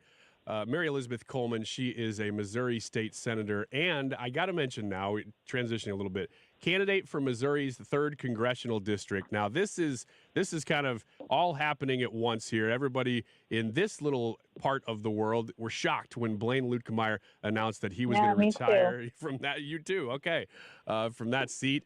And then you were pretty quick to say, you know what, I'm going to do this. I'm going to run. So what are you sort of basing that on? What made you say now's the time? Well, listen, I think that we need strong leaders who are ready day one, who are here because they love their country and they're wanting to step up and do everything they can to fight for this country. And so I think that the border issue is at the very top of mind, not just in the news cycle last week. You see things kind of come and go, but when I announced that I'm running for Congress, part of why I'm running is because we need a strong country, and part of having a strong country is having strong borders. I think we need a leader who is unapologetically, fiercely, and unwaveringly pro-life, who supports our gun rights, who's going to stand up and, maybe say the thing that sounds a little bit politically incorrect, but says it because it's true and it's right and it's the thing that needs to happen. And so I'm running for Congress because I believe in this country and because I think that we need somebody who's going to stand up and fight for it. Mary Elizabeth Coleman, appreciate your time. Again, candidate for Missouri's 3rd Congressional Thanks for District having me. and Missouri State Senator. Yeah, thank you very much. Appreciate you. All right, so a little bit of a transition here after talking to Mary Elizabeth. We talked with Deroy about the border in kind of the essence of crime. We talked about her and her urging Governor Parson to send the National Guard. I get doing 2 interviews in a row about the border that I just wanted to approach that from different angles. Here's a completely different angle. It has nothing to do with the border, in fact, though. Brad, I was talking to you before the show about this. Mm-hmm. We were looking it up and trying to find the interview itself. Yes. Because the story, I was like, how did we miss this? How did we miss this story? It's kind of celebrity gossip. Yeah. And I know that people roll their eyes at this a little bit, but we open the show talking about polls and Trump, and this stuff really does make a difference.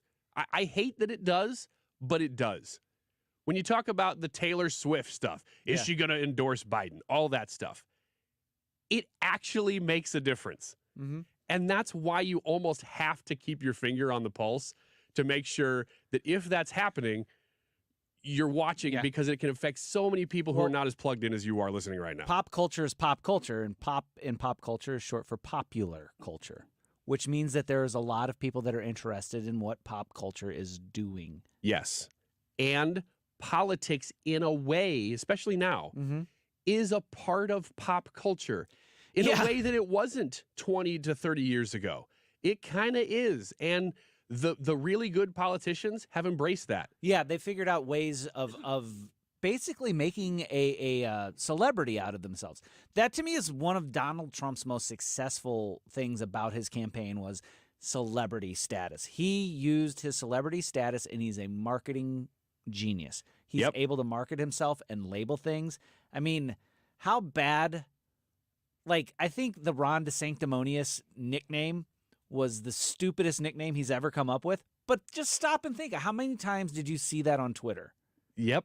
You know, Crooked Hillary, Sleepy Joe. What are some other ones? Little Marco.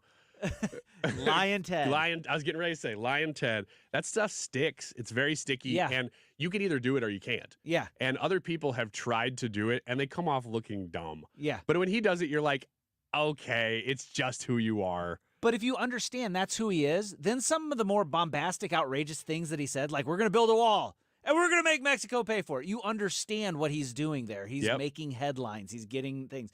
And then they say something. He's like, the wall just got 10 feet taller. And then everybody's like, well, he broke that campaign promise. It's like, that was never really a campaign promise. Or I like the people who also would go, well, through the trade agreements, they technically did make Mexico. He did. Whatever. When he said that, I never thought, oh, yeah, that's realistic, and I'm going to be disappointed if he doesn't make that happen. Yeah. I mean, that would have been, if the president of Mexico, just like in the SNL sketch that popped up recently on Twitter, actually walked up to Trump and goes, well, you were right. Here's the check. Here's the money. You'd go, wow, okay. Impressive. But we say all that to say that, and I'll add Obama to that category. Oh, Obama was great at it. The dude knew exactly how to work the press and the media and celebrity and all that stuff, and he maintains that today. Trump also very good at it, just in a different way. And in fact, the press is really mad that they ever let him become that. Yeah. Because it all happened before he they ran were for willing office. participants, and Yes, the first time around, foolishly willing. Yes, they were. When I walk through a store and I hear a Pink song mentioning eating with Donald Trump, I'm like, yeah, you don't think that way anymore, do you? You kind of regret that song exists now, don't you? Well, in light of that, that's why I'm mentioning this story. Dwayne "The Rock" Johnson discusses Trump's massive ovations at the UFC.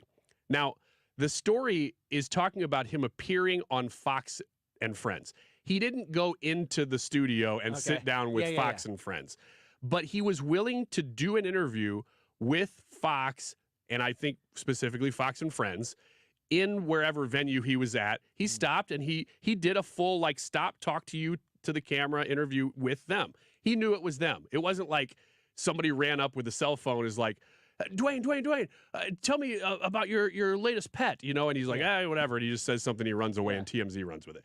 This is an actual interview that he did. Now, I can't find the audio from what is being reported here. I can find other audio from this interview. So I'm just kind of setting the stage here that what's being reported is that when they asked him about Donald Trump, that didn't answer initially, and the guy or the promoter with him or whatever kind of took that question, which was probably part of the plan. Right. If you're going to talk politics, I'll let this guy do it. Otherwise, I'm going to talk about the UFC and so forth and WWE. Because apparently he, I guess maybe he signed a new contract with the WWE. Okay. That may be part of this. I'm not really plugged into that world. Yeah, me neither. But man, I'll tell you, if you are, somebody's screaming at their radio right now. Because if you're plugged in, you are plugged in. But apparently, in this interview, they asked him, is it weird? We want Donald Trump back in the ring in the WWE? Is it all about that? Well, the promoter kept saying, look, we're not opposed to anybody. Credit to him. Yeah. He kept saying, look, this isn't about politics. It was that Donald Trump, as we just mentioned, could draw a crowd. Yeah, celebrity. And he still can. Yeah, Republicans buy sneakers too. Exactly. And so they kind of asked again, Dwayne or The Rock or however they were addressing him, what do you think about that? And the quote that they attribute to him here is, how about that ovation Trump gets when he walks out? It's the fans go big, they go big, no question. And that's apparently what he said. Now, regardless of whether the fact I can't find the audio of that quote or not, the point that I'm bringing up here is that the Rock is one of the biggest celebrities in the world right now. Yeah. And if you want to debate that, that's fine. But I'm telling you right now that when you talk about A-listers, the way in the industry that people talk about top shelf or A-list talent is, can you as a star walk into a movie executive office and say, I want to make this movie? And the executive goes, okay, because you are who you are. Yeah. There are actually very few. I know there's thousands of celebrities that you know their names. There are a handful of celebrities at any given time that can make that happen. Yeah, I was going to say George Clooney was that guy for a while. And he's teetering at this he's not point. anymore. I don't know. It depends on the type of movie and the budget. You go back into the 90s, Julia Roberts, she could walk in and demand whatever she wanted and they would make it. And that's another good point, that these stars, their star burns forever. You're going to know who they are. Mm-hmm. But they don't stay on that shelf forever. Right. Will Ferrell was one of them. Yeah. There was about 15 years that he could make literally anything he wanted. Yeah. Now, he's got to be a little choosier. And maybe he's just getting older, too. He wants to do different roles. I think you're seeing like a Ryan Reynolds get to that point. He's there. The Rock is there. Kevin Hart. You still have probably Tom Cruise there. Yeah. He's jumping back up there. And exactly. But my point is, at any given moment, there really are maybe a half dozen to a dozen people. Paul Rudd is one of them still. That can walk in and say, I want to make this movie, and the movie gets made. He is one of those guys. So you're talking about elite when you talk about The Rock. And I got to give him credit. Stepping even into Fox News territory. Now, he didn't go sit on the set, but he sat there and did an interview with Fox News knowing it was Fox News. That is so important based on the very things that we started talking about here just a second ago, that celebrity matters. Mm-hmm. And it matters in the sense that he didn't really talk about Trump a lot, even if they hadn't brought that up. And I can't find the audio of that quote.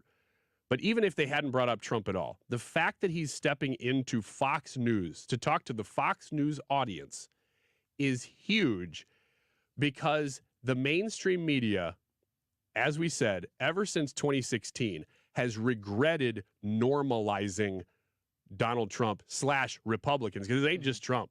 It's Republicans. The mainstream media does not want you to feel like Republicans are normal.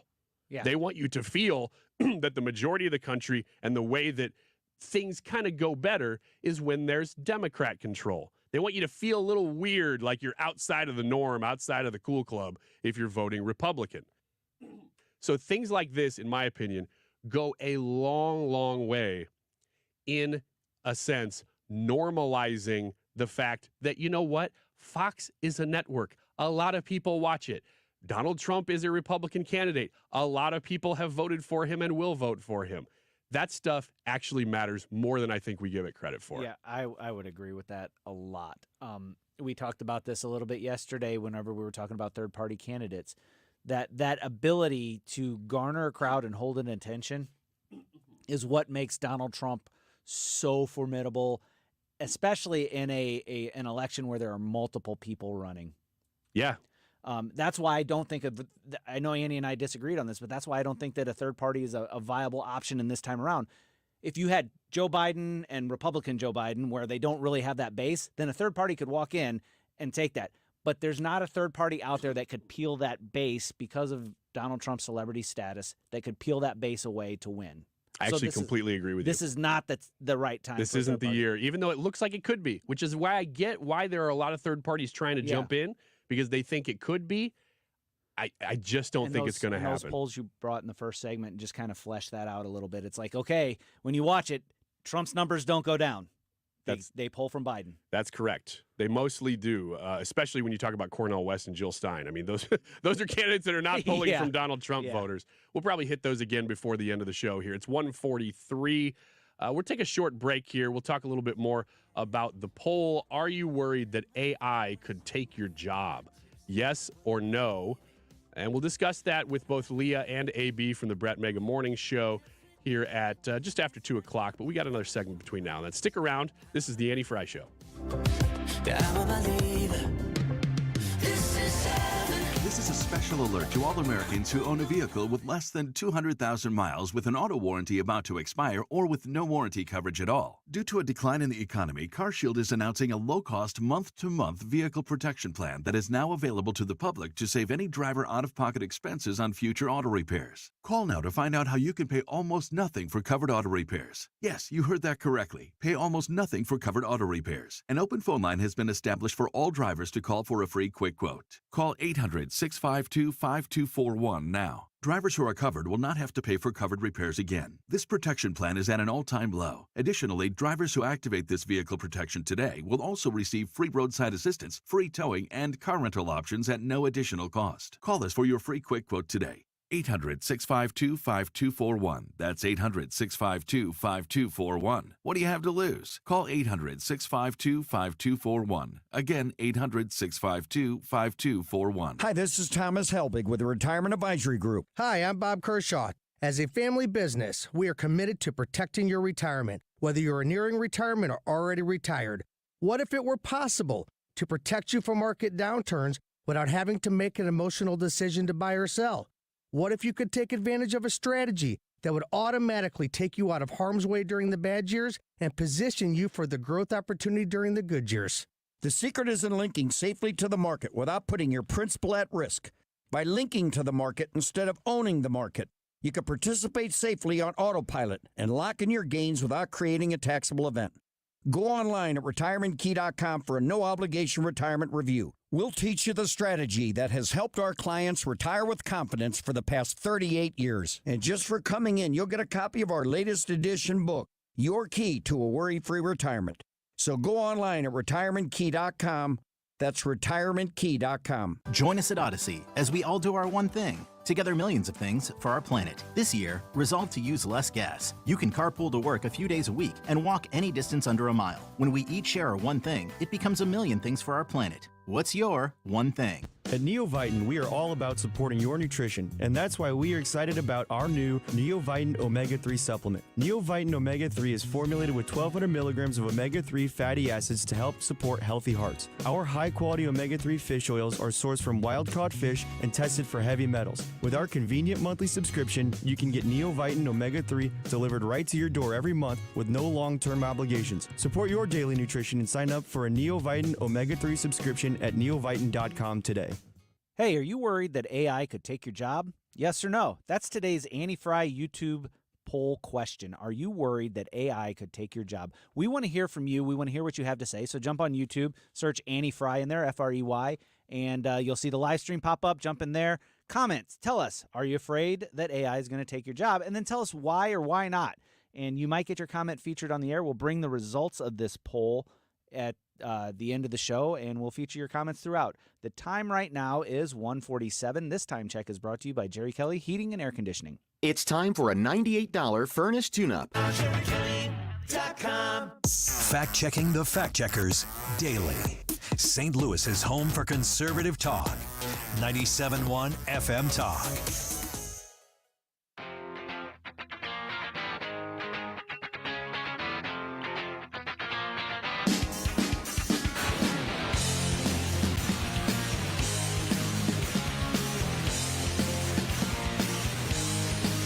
This is the Annie Frey Show Follow Annie on Twitter @AnnieFryShow.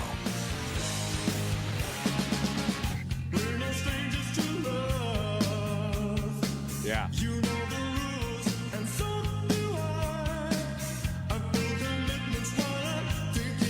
Nirvana getting rickrolled. Here we go. Dude, it's good.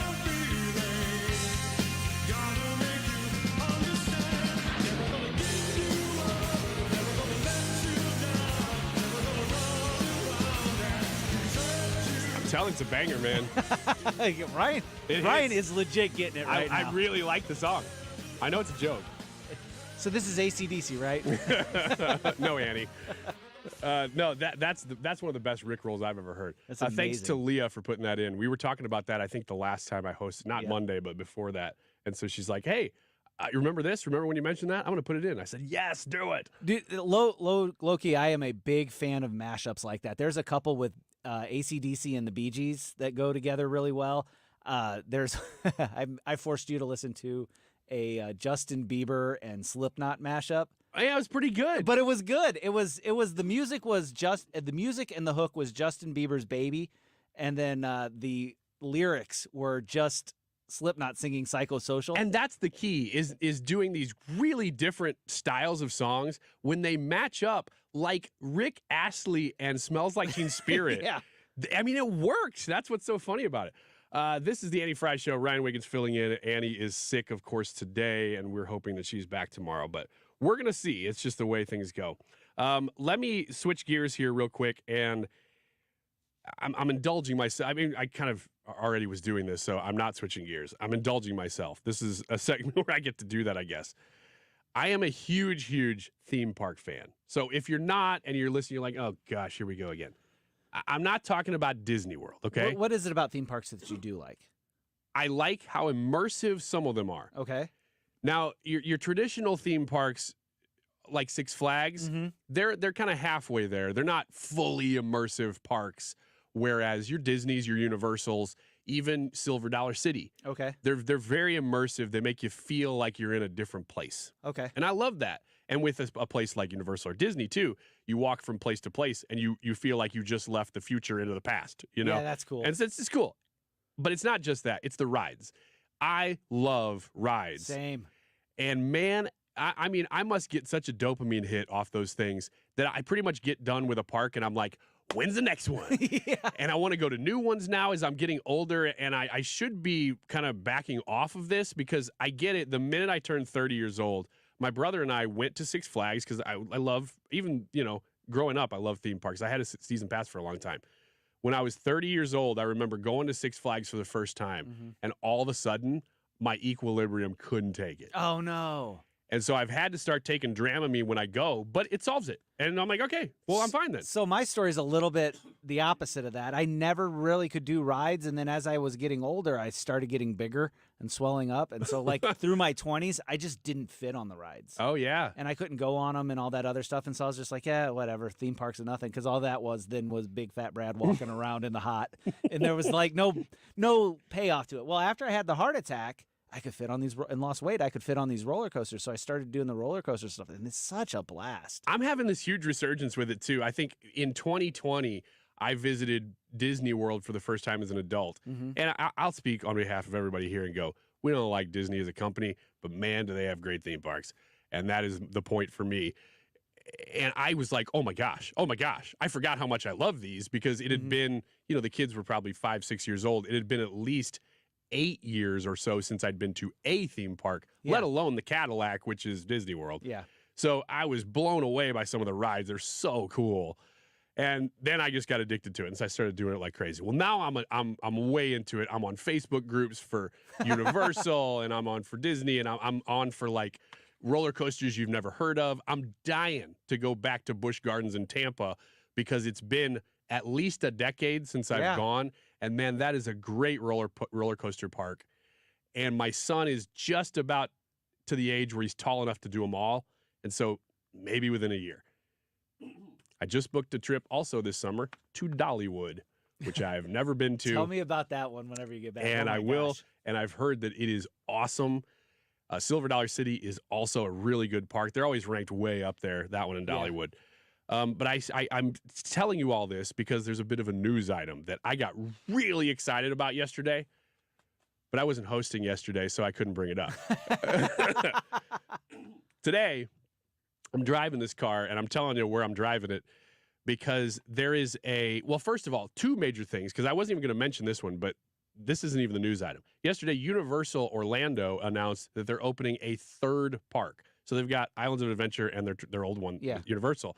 They're opening up one called Epic Universe that is massive and has How to Train Your Dragon, another Harry Potter world in it, Super Mario world in it, and Dark Universe, which is all the classic movie monsters. So thrilled about that, except that everybody's so excited that I'm like, okay, if that opens next year, it's going to be like 2 years before I go. Yeah, for sure. I also hate lines and crowds, which is a stupid thing to be doing. If I hate lines that much, why do I go to theme parks?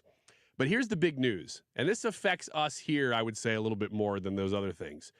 Phase 1 is underway at a massive Midwest theme park being built by Walt Disney Imagineers. Okay. So these are like the top engineers of rides that have conspired to open a brand new, I think they said this is over $1 billion new theme park in the Midwest. It's going to be called American Heartland. Okay. And it's going to be in Oklahoma. Now, before that's you go not far away. Oh, well, Oklahoma. That's where the winds go sweeping down the plains. That's correct. It's actually going to be in the upper east corner of Oklahoma, so not that far from like Joplin and Springfield. Okay. So it's only going to be about 5 hours or less from here to get there on 44 if you leave from St. Louis. So this is going to be, and here's the other cool thing about this. Not only is it they're going to have a ton of rides and a lot of what they call dark rides, which are indoor, sometimes coasters, sometimes water rides and stuff like that, indoor rides, which is kind of the way of the future because they're so immersive. But they're going to base the whole park on love of America. Oh. Isn't that cool? Yes. It's going to have tons of Americana and tons of different lands. They're even going to have like the whole walk through a different area and it becomes a different part of America. Man, I'm excited about this because you're saying Imagineers are doing this. Yes. So they got the top engineers designing these rides.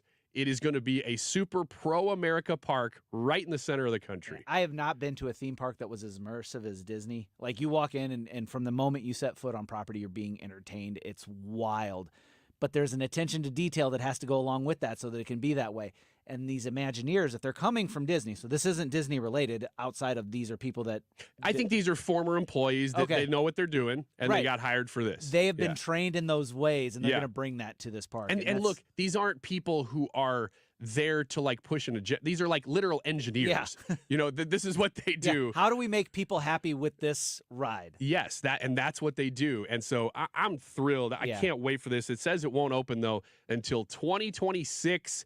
So still a little bit of waiting, but it is going to be close enough that, I mean, 5 hours is really, that's almost a day trip. I don't know if you quite make a day trip out of it. Maybe a one night, overnight. That's a weekend trip. But I can't wait. So Americana being the theme, super, super cool. They also said they're going to open one in Texas called Texas Land.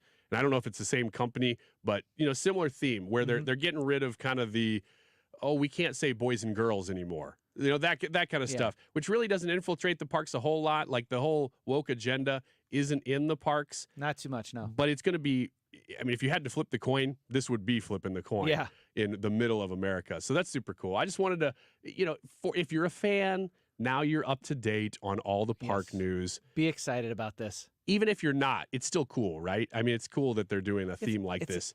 It's a park that celebrates America. That people are investing a lot of money into this stuff happening. One of the biggest buildings in the world, actually, they announced is going to be built in Oklahoma City. If it's built, it will be the tallest building in the United States. I just love that things are moving into the middle like this. I love the investment. This is Ryan Wiggins filling in for Annie Frey. It's the Annie Frey Show. Okay, so you filed your taxes this year, but you have past IRS issues. And now the IRS letters are coming.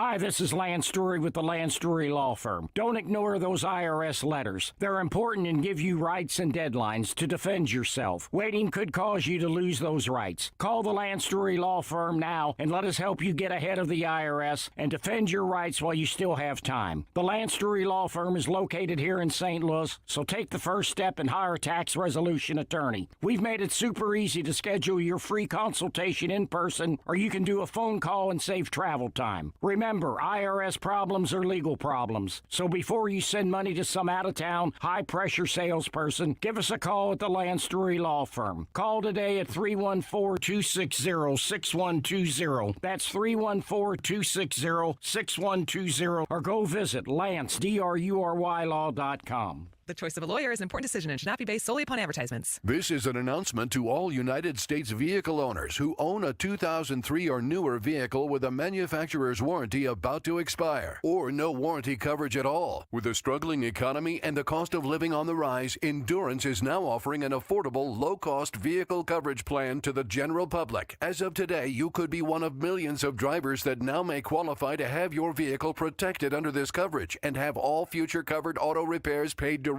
to the repair shop for you. You pick your plan. You pick your deductible. You even pick the repair shop. Roadside service, towing, and rental coverage is included. Get your vehicle protected now and save your wallet from costly vehicle repairs. A toll-free number has been established for you to call for your free 5-minute quote and to see if you qualify. The number to call is 800-291-1017. 800-291-1017. Again, that's 800-291-1017. Coverage, deductibles, and claims may vary. For details, go to endurancewarranty.com. KFTK FM Florissant. From the Under Law Injury Lawyers, GetJim.com studio. 97.1 FM Talk. Always live on the free Odyssey app.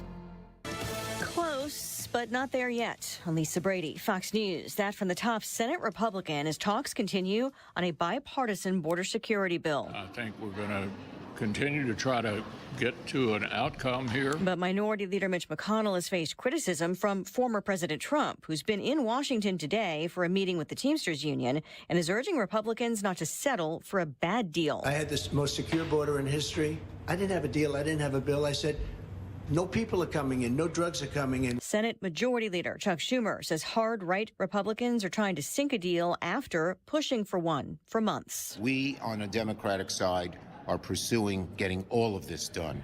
Ukraine, Israel, humanitarian aid, Indo-Pacific border together. The White House accusing House Republicans of getting in the way. The White House says it's monitoring the latest hearing with tech executives about their platform's dangers to children. 3 of the 5 CEOs appearing today were subpoenaed, and they all say they're taking steps to improve safety. We also proactively scan for known child sexual abuse material, drug-related content, and other types of harmful content. Remove that content, deactivate and device block offending accounts. Snap CEO Evan Spiegel says they also preserve evidence for police and report certain content. Sam Chapman's 16-year-old son died from a fentanyl-laced pill sold to him over Snapchat. 3/4 of our kids are on that platform, and all of the criminals and the sextortionists go there to find them. And so what they need to do is save the back end for police and allow for parent monitoring software integration. Congress is considering bills to regulate social media. The White House says it's believed an umbrella group of Iran-backed militias is behind the deadly drone attack on U.S. troops in Jordan. Still no word yet on what the president's response will be. America is listening to Fox News. Hi, I'm Henry Winkler. My eyes are very important to me. My eyes connect me with things I love. I loved my late father-in-law dearly. He always lit up a room, but his vision dimmed with age. He had age-related macular degeneration, or AMD. And since partnering with Apellis, I've learned there's an advanced form of the disease called geographic atrophy, or GA. His struggle with vision loss made me want to help others know about GA's warning signs. For some, straight lines seem wavy, like when looking at a door frame. For others, blurry or missing spots can make it hard to read or see loved ones' faces. Many have trouble seeing in low light, making driving at night difficult. GA gets worse over time and cannot be reversed. If you've been diagnosed with AMD and notice vision changes, don't wait. Talk to your eye doctor about GA today. Learn more at gawon'twait.com. That's GAWon'tWait.com. Air Comfort Service, heating, cooling, and insulation, weather. Chief Meteorologist Dave Murray. The hardcore cold is going to get its back broken for the next couple of days. This afternoon, partly sunny, close to 50 degrees. Still a bit of a chill in the air, but it should feel pretty good. Tonight, clear skies, 35. Thursday, boy, what a day. Plenty of sunshine. Chilly start. Spring-like Thursday afternoon, 65 for the high. Partly to mostly sunny skies Friday and near 60. Enjoy. This is 97.1 FM Talk. Chief Meteorologist Dave Murray. Ameren Electric tried hard to raise our rates, but we raised our voices to stop them. AARP thanks the residents who spoke up. The Illinois Commerce Commission heard us and put Illinois families ahead of boosting the electric company's profits. Now thousands of older residents can breathe easier this winter, knowing they can afford to keep the lights on. Learn more at aarp.org/il. That's aarp.org/il. Paid for by AARP. Cards issued by Sutton Bank and Celtic Bank, members FDIC. Terms and conditions apply. Are you the decision maker in your company? Do you want more control over your business spending? Meet Ramp, the only corporate card and spend management platform designed to save you time and money. Ramp offers unlimited corporate cards with spend controls you can customize to stop wasteful spending before it happens. Ramp makes expense reports a breeze by automatically collecting receipts and matching them to the right transaction. You'll close your books in hours instead of days. Ramp allows you to see all of your company spend in one place, so you can make quick, informed decisions about your business finances. Plus, Ramp will share insights based on your spending to help you cut costs. Over 15,000 businesses have added up to 5% to their bottom line with Ramp. You can be one of them. If you're a decision maker, adding Ramp could be one of the best decisions you've ever made. And now get $250 when you join Ramp. Just go to ramp.com/free. Ramp.com/free. ramp.com/free. Download the free Upside app and earn real cash back every time you buy gas. Download the free Upside app now and use promo code GIFT for an extra 25 cents per gallon on your first fill-up. That's promo code GIFT. Big ideas, real debate, solid entertainment. It's all here on St. Louis's home for conservative talk, 97.1 FM Talk. The Annie Frey Show YouTube live chat poll of the day is sponsored by Ruler Foods. Low prices, no coupons. Ruler Foods. That is exactly what I needed to hear. Thank God someone here knows what they're talking about. That's us. That's right. Gotta love this American ride. All right, you need to take the time and get the full picture.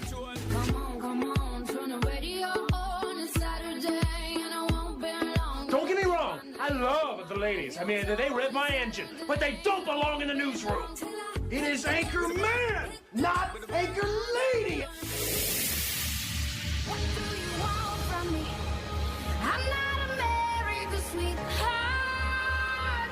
Goodness sake, kid. Keep your voice down. Your father's listening to the radio. I'm not America's sweetheart. This is the Annie Frey Show. Well, this is the Annie Frey Show. If you're just tuning in, sorry that Annie's not here, but the rest of the team is here. She is sick. Just a quick update.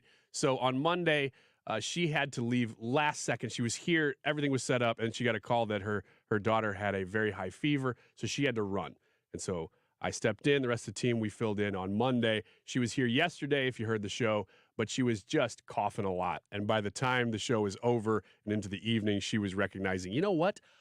Whatever my daughters have had, I now have. And so that is why she is not here today. We said, just stay home, get better. And if you can rest up today, then maybe we can finish out the week. But we'll see what the rest of the week looks like. I'm Ryan Wiggins, though, filling in for Annie Frey today with the rest of the team. Brad here, Leah here, and then AB from the Brett Mega Morning Show. Hello. Hello. So today's YouTube live chat poll is the reason that we have a full room in this segment. The poll is, are you worried that AI could take your job? Yes or no? Now, I was reading a story, and that's what led to this poll. It has to do with job cuts that are happening across the nation. Now, there's a couple different places that this is happening, but I'll just read you the news here. Today, UPS announced it will use artificial intelligence to reduce office workers. It joins Google, Amazon, and others in the shift. And the total number of jobs lost here, as reported by the Wall Street Journal, is about 12,000 jobs. So this had to do with a little bit of a spat, I think, between the employees and UPS. As I'm reading, it says that a lot of these people went home during the pandemic, and they were office workers, and they just didn't want to come back into the office. And UPS, I think, was maybe working with them, but saying, well, you can't have it entirely your way. And then they figured out, you know what we can do is we could actually just replace them with some AI.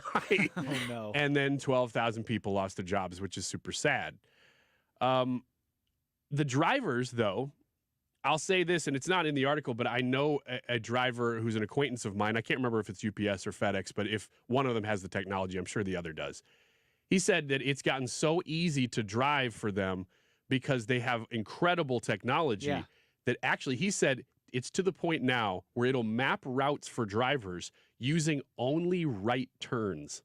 Whoa. Because it's gotten that smart And that it can figure out how to do that, and it saves time. Yeah, I was going to say that's I faster. needed that when I was like 16, and I didn't want to do any of the left turns. Yeah, it's figured out how to do parallel parking for you. Oh, that's awesome. They No. definitely, well, you buy a new But it Ford, does, it'll yeah. parallel park for you. I don't know how many times UPS drivers are parallel parking. Usually they're parking in front of other people's cars. They're double parking. They're double parking. But that poll and that question is why we have brought everybody in the room, because we're going to answer that question. Now, Brad, I don't know if you want to answer first, because you guys have a different take on this question than maybe we who are producers, talkers do. But Brad, are you worried? Here's the question. Are you worried that AI could take your job? Yes or no? I don't lose any sleep over it. I mean, it doesn't do me any bit of good to worry about.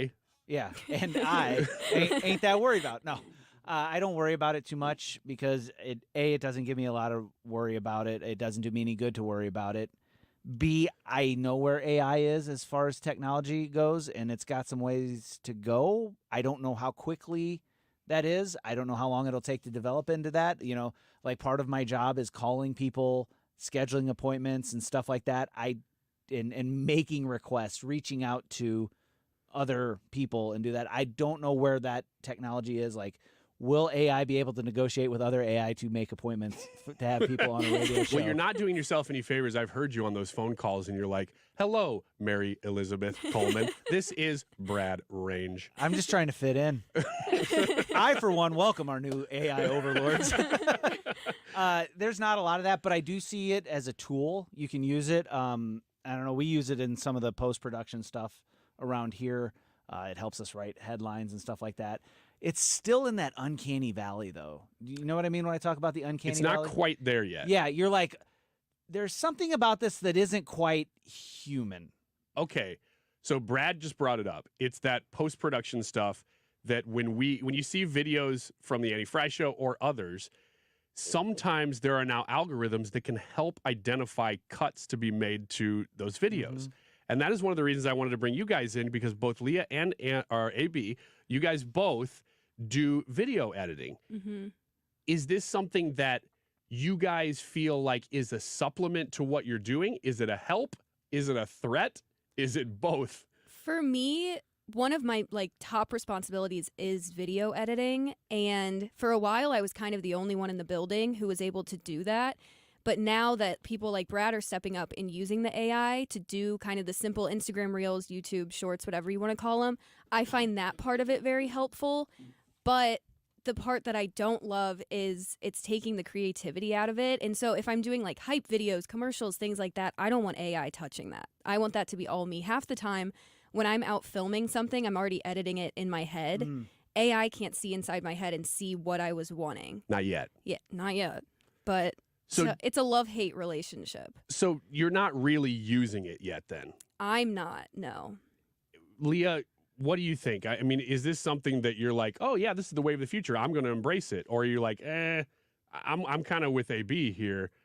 I'm editing a video, but while I'm shooting it, I don't like them treading on my territory. Yeah, personally, I'm not a fan of it because I enjoy editing videos. Like, that's like a hobby and a passion. So I enjoy the process of editing videos. So while I understand that the AI technology or software that we're using like speeds up the process for making these videos and it cranks stuff out a lot faster, it's like I miss like not being able to sit down and edit a video. And then like she said, usually when I'm like videoing stuff or when I come up with an idea to video, I already have in my head, okay, I want it to look like this. I'm going to edit it like this. So, AI takes that away, where to put emphasis on certain spots and things like that. So I'm against it. I'm not looking forward to it.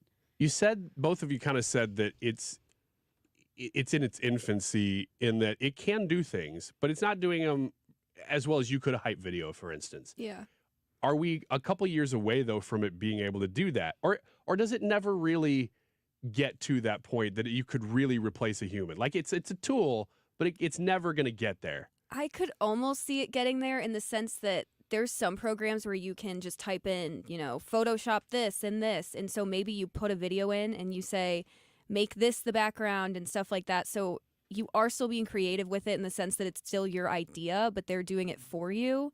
But I hope that doesn't take over, because that is part of the job. And sometimes it's frustrating. You can't figure out how to edit a certain thing, but that's part of it. Mm-hmm. And then when it comes out great in the end, you're a lot more proud of it. Yeah, definitely. It probably depends deeply on your industry. I know a lot of people are chiming in on this question because we didn't say, well, if you're in the video editing software business or anything. We're just asking your job, whatever it is. Are you threatened? Are you worried that AI could take your job?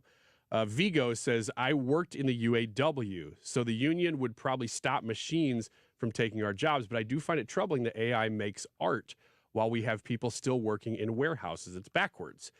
Another person, Greg, says, I voted no, but that's because I'm a software engineer and would be more likely to write the AI code than have my code written by AI, at least for now. Yeah. And that's what a lot of people are saying is they're looking down the road and saying, right now, I'm not really threatened. Because if you're, for instance, the example I brought up here from UPS, if you're a driver, self-driving cars are not happening right now. There's been a lot of tests. It could be in the future. But right now, you have to have a human being driving a car, no matter who you are or what you're doing.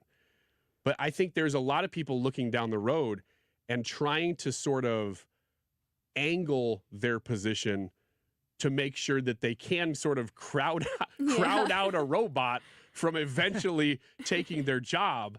And I wonder if you guys are thinking that way, like, well, how do I make myself more valuable, or how do I develop a different skill, for instance, than one that could be eventually taken over by AI? Does that come to mind? I think that you kind of have to embrace it. You don't have a choice. And so to kind of sit there and be like, well, I'll never use it or blah, blah, blah is dumb. But maybe AI, as we're starting to learn more about it and it makes our jobs easier, it will free up time that you can learn how to do other things that would be helpful that AI can't do. You know what is amazing? And you're totally right.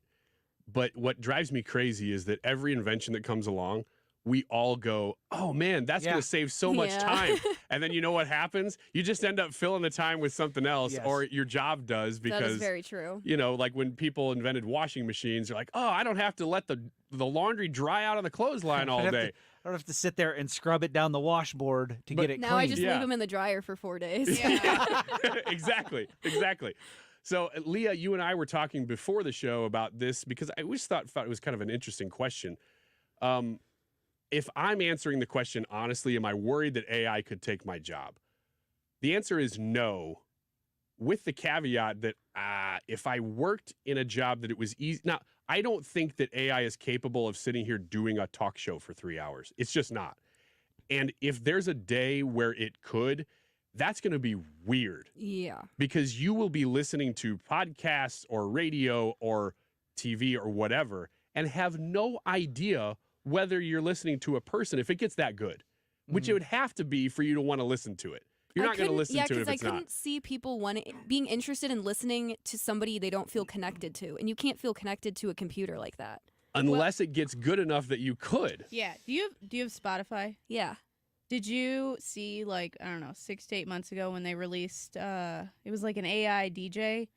I saw it, but I don't think I used it occasionally just to see what it would do, and it talks exactly like a person. Like it sounds exactly like, a DJ would talk. Yeah. Like you can't even tell that it's AI. Yeah. Will.i.am launched a talk show where his co-host is AI. No kidding. Yeah. From Black Eyed Peas? Yeah. Okay. That sounds like an interesting podcast. I haven't heard anything on it, but I mean, the interesting thing in that situation is there's still, on that podcast, there's still a human doing inputs and prompts. And right now, that's where AI is. It's just you've got to prompt it to do something. And you got to teach it. It's like, okay, well, that's not exactly what I was looking for, so I want this more. And so you got to give it like thumbs up and thumbs down and be like, this is good, this is bad, you know.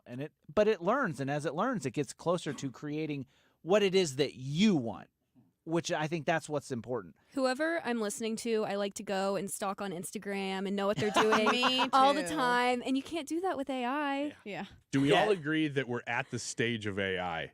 And this was really, I haven't heard it as much in the last few months, but there was a time in the middle of 2023 where people were screaming like, you have to get into AI right now. It is the wave of the future. This is the gold rush of 1849 happening right now. But it reminded me of that moment in like 99 or 2000 that everybody, probably even before that, everybody was going, you have to be on the internet. That's where the money is. Yeah. And you probe a little bit and you go, well, why? And they go, because it's the wave of the future. And you're like, but how does that lead to money? You're like, well, I don't really know yet. that feels like where we're at with AI, that people are just screaming, you got to have AI. It's going to be the way everything goes. But nobody really knows exactly what that means. So I don't know if that means that a talk show host could ever be replaced. Leah, like I said before, you mentioned that story, and you had personal experience with this, didn't you? That you were either working somewhere or around it? No, not at all. I said last year, because this time last year I was still in school, and for one of my classes I wrote a paper. I forget what the point of the paper was supposed to be, but I ended up writing it on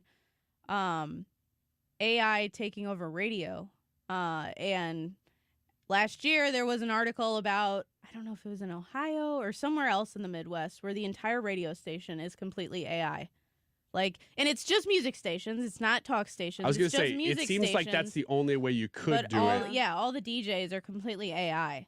Then you'd have to keep the breaks short. Yeah. You know, what you guys do on the Brett Mega Morning Show, there's no way to me that even within 10 years, you're going to have the capability of having what sounds like a room full of people talking to each other about whatever. With us, we're talking a lot of politics. With you guys, you're talking about other issues.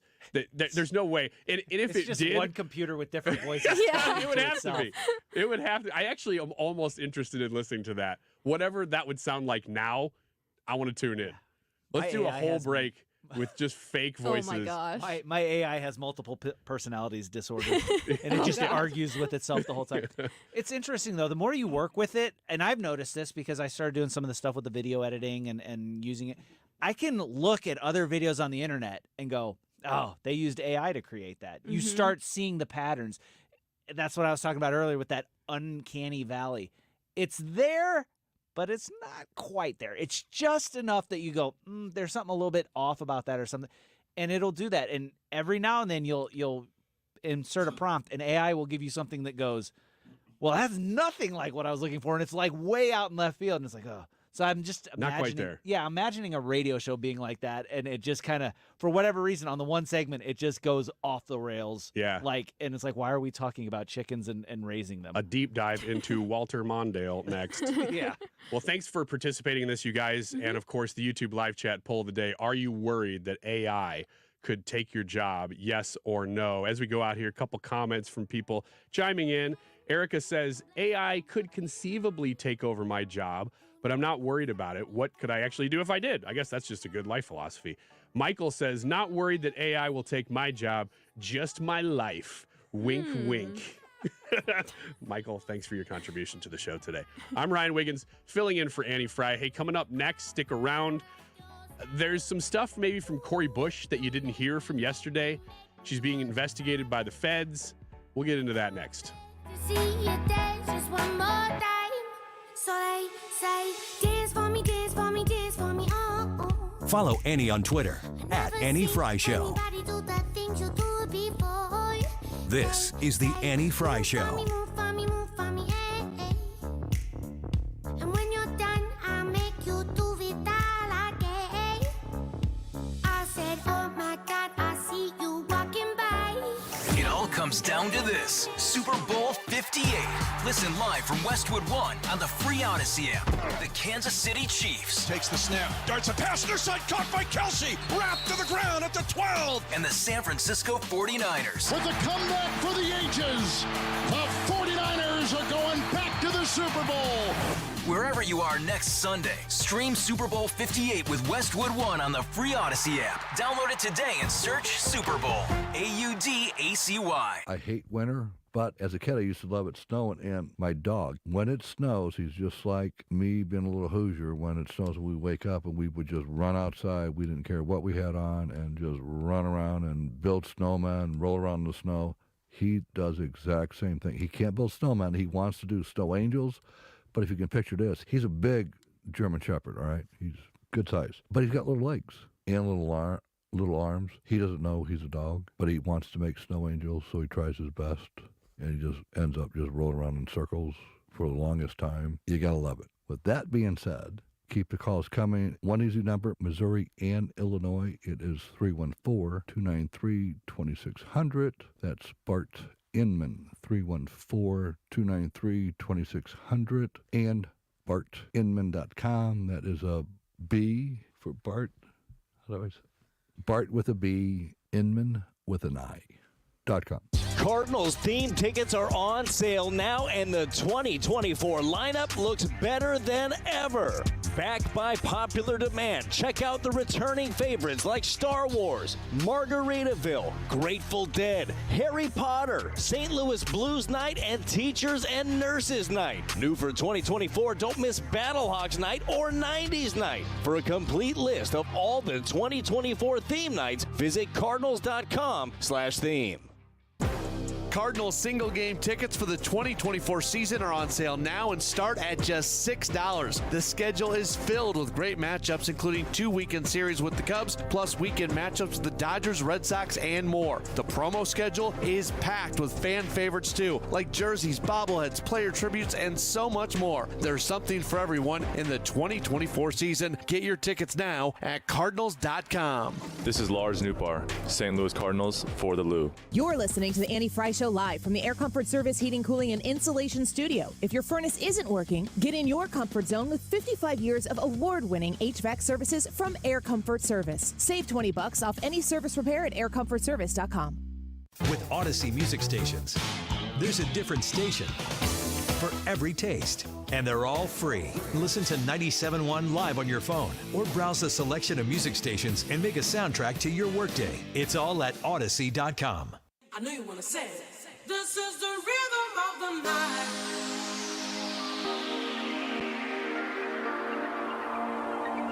This is the rhythm of my life.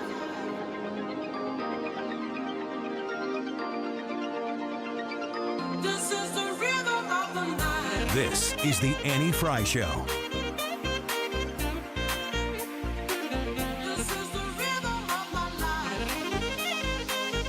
We talk about Donald Trump a lot. We talk about Joe Biden a lot.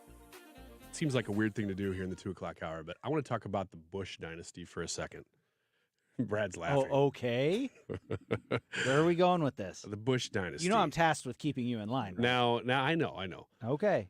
But we don't really talk about the Bush dynasty a whole lot on this show. And I think it's worthy of exploration. You're going, well, why? Why would we talk about that today? Well, I want to talk about the St. Louis connection here with the Bush dynasty. And you're thinking, oh, you're talking about George here? George W., George H.W., Jeb? No. Not that Bush dynasty. Okay. And I'm not even talking about Bush Stadium or Bush beer. I'm actually talking about politics. And you go, oh, well, then you're talking about Cori Bush Valentine running against Cori Bush Valentine. Or what's her name? What's her first name? Trudy Bush. Cori Bush Valentine.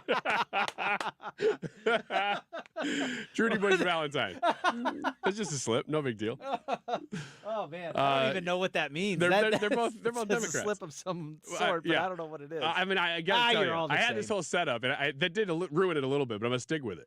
But it wasn't Trudy Bush Valentine who lost to Eric Schmidt, who is now the junior senator for Missouri. It is, in fact, Cori Bush. I led that a little bit. I messed that up, but I thought it was a great intro, and I stuck with it, and I really hit the landing well, if I do say so. It was great until it wasn't. Yeah, exactly. So, we're talking about the Bush dynasty here in St. Louis being Cori Bush. Now, we don't necessarily talk a whole lot about Cori Bush here, but she was making national news yesterday. Anytime St. Louis is making national news, I get a little nervous, actually. I was going to say, well, that's cool, but not usually.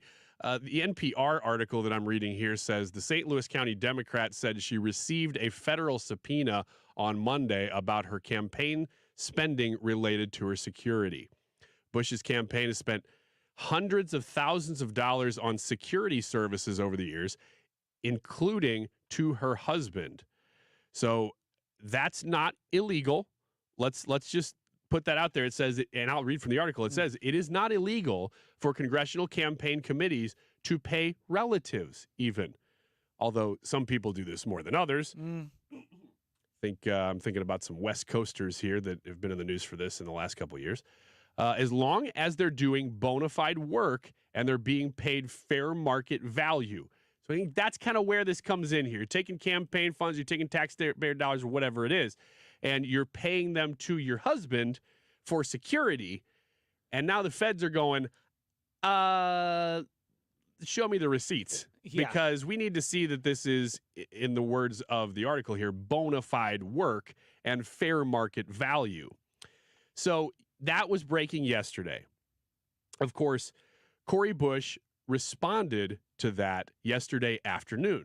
Since before I was sworn into office, I have endured relentless threats to my physical safety and life.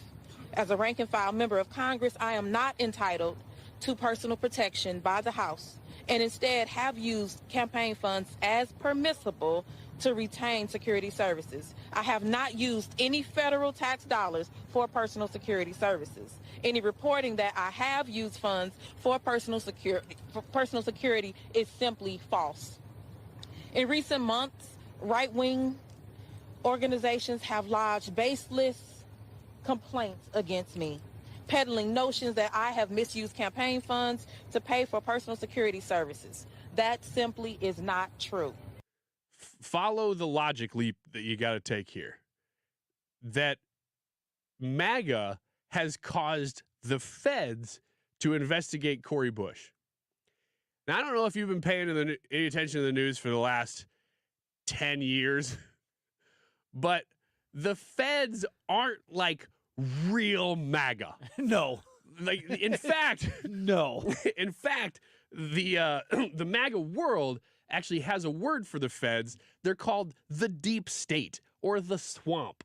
And that federal government has been investigating and prosecuting MAGA, right? AKA Donald Trump, if you want to go there.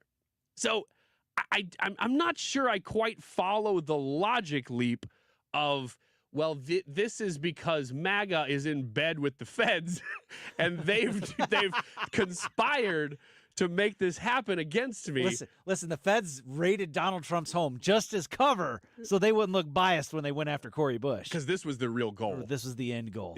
Right.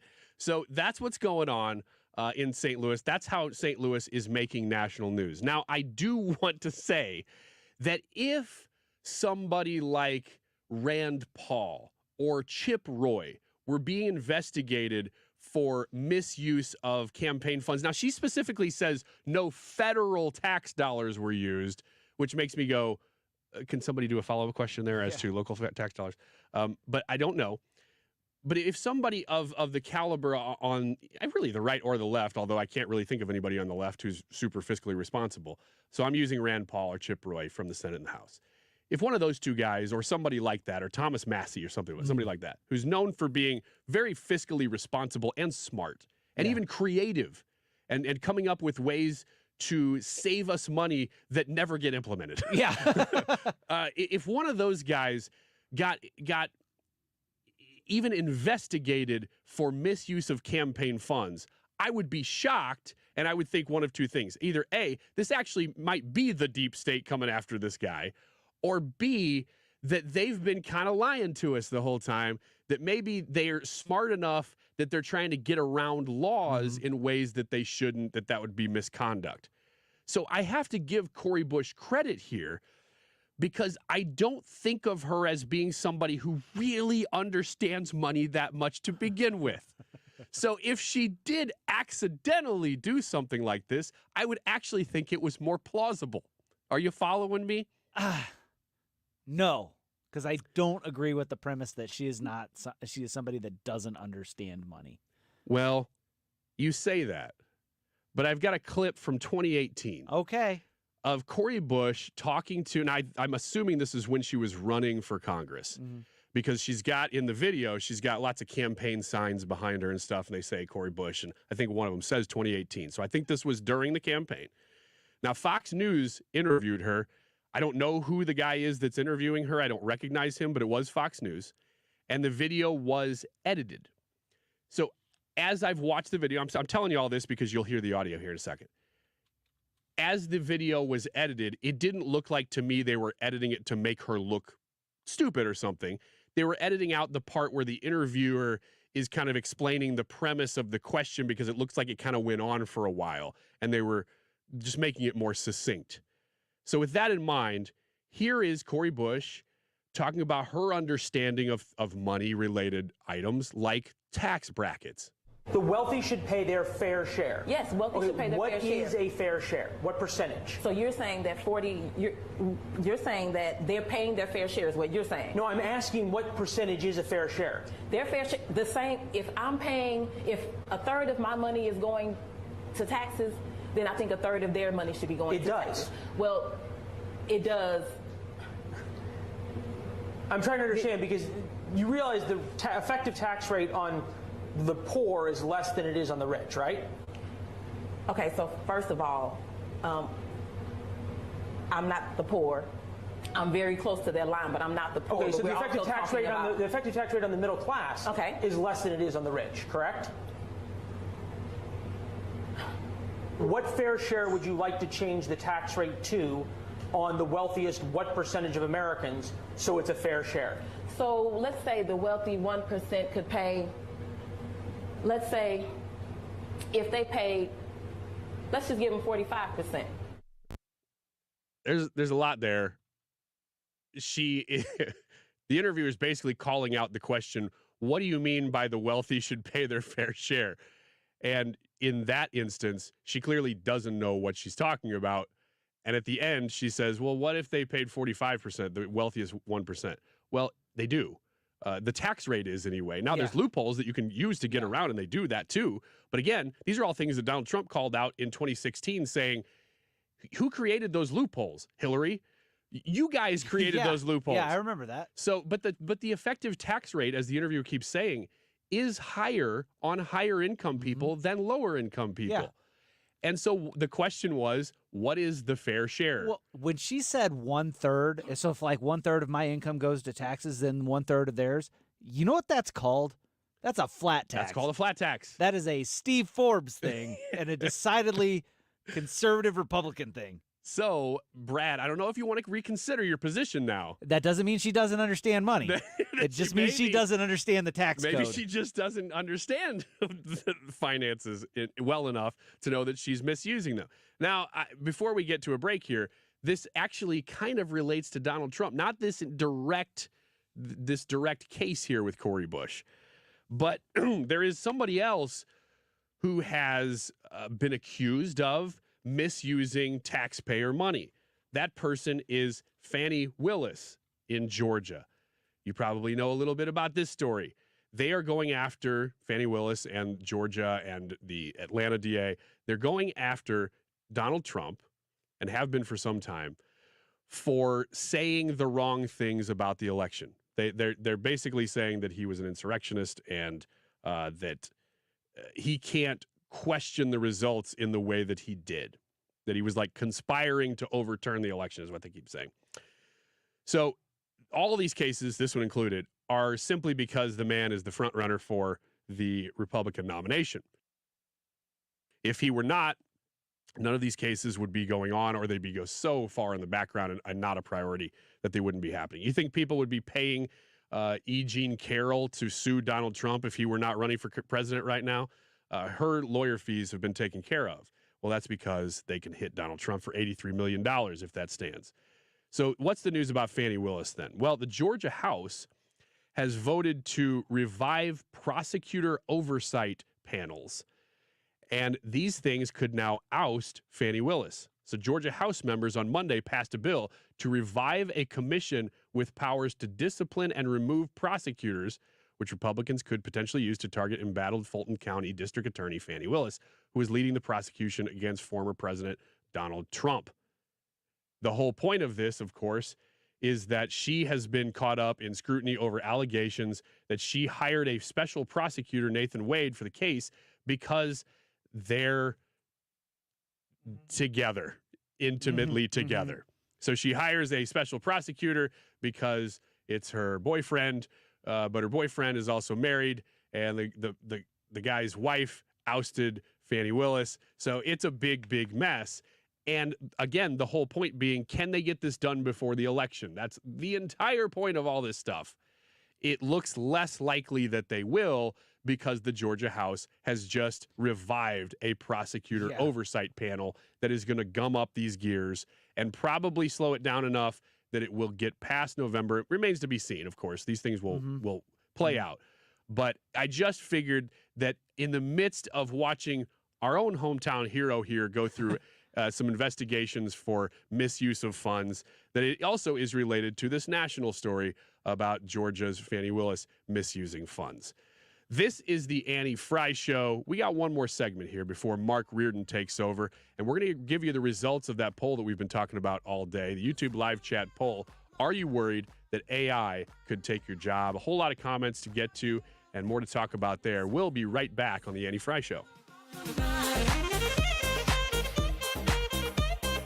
This is the Annie Frey Show. Follow Annie on Instagram at The Annie Frey Show.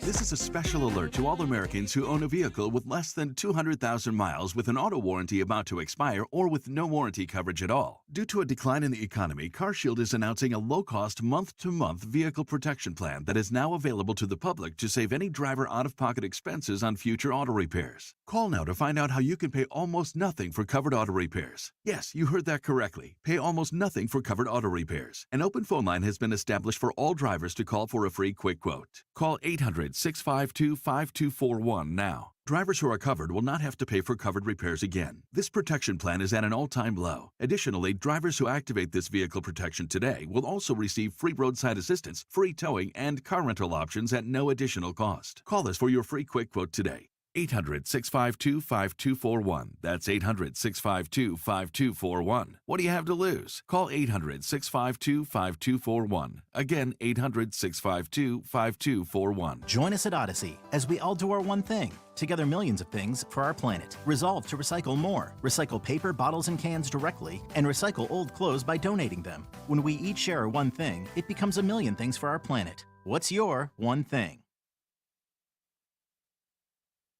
Today's YouTube live chat poll. Are you worried that AI could take your job? We discussed this a lot at 2:05, so if you want to, you can go back and look at that. But we're going to reveal the results of this poll in the next segment, so this is your last chance to get your vote in. Jump on Annie's YouTube page, Annie Frey, Frey. Vote in the poll. It'll pop up in the chat, and then you can tell us why you voted the way you voted, and we'll feature your comments as we read the results. The time is 2:41. This time check is sponsored by Jerry Kelly Heating and Air Conditioning. It's time for a $98 furnace tune-up.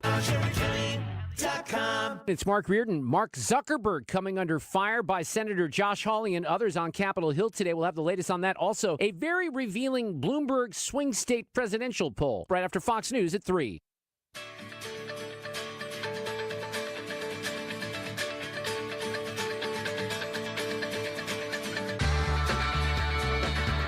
This is the Annie Frey Show.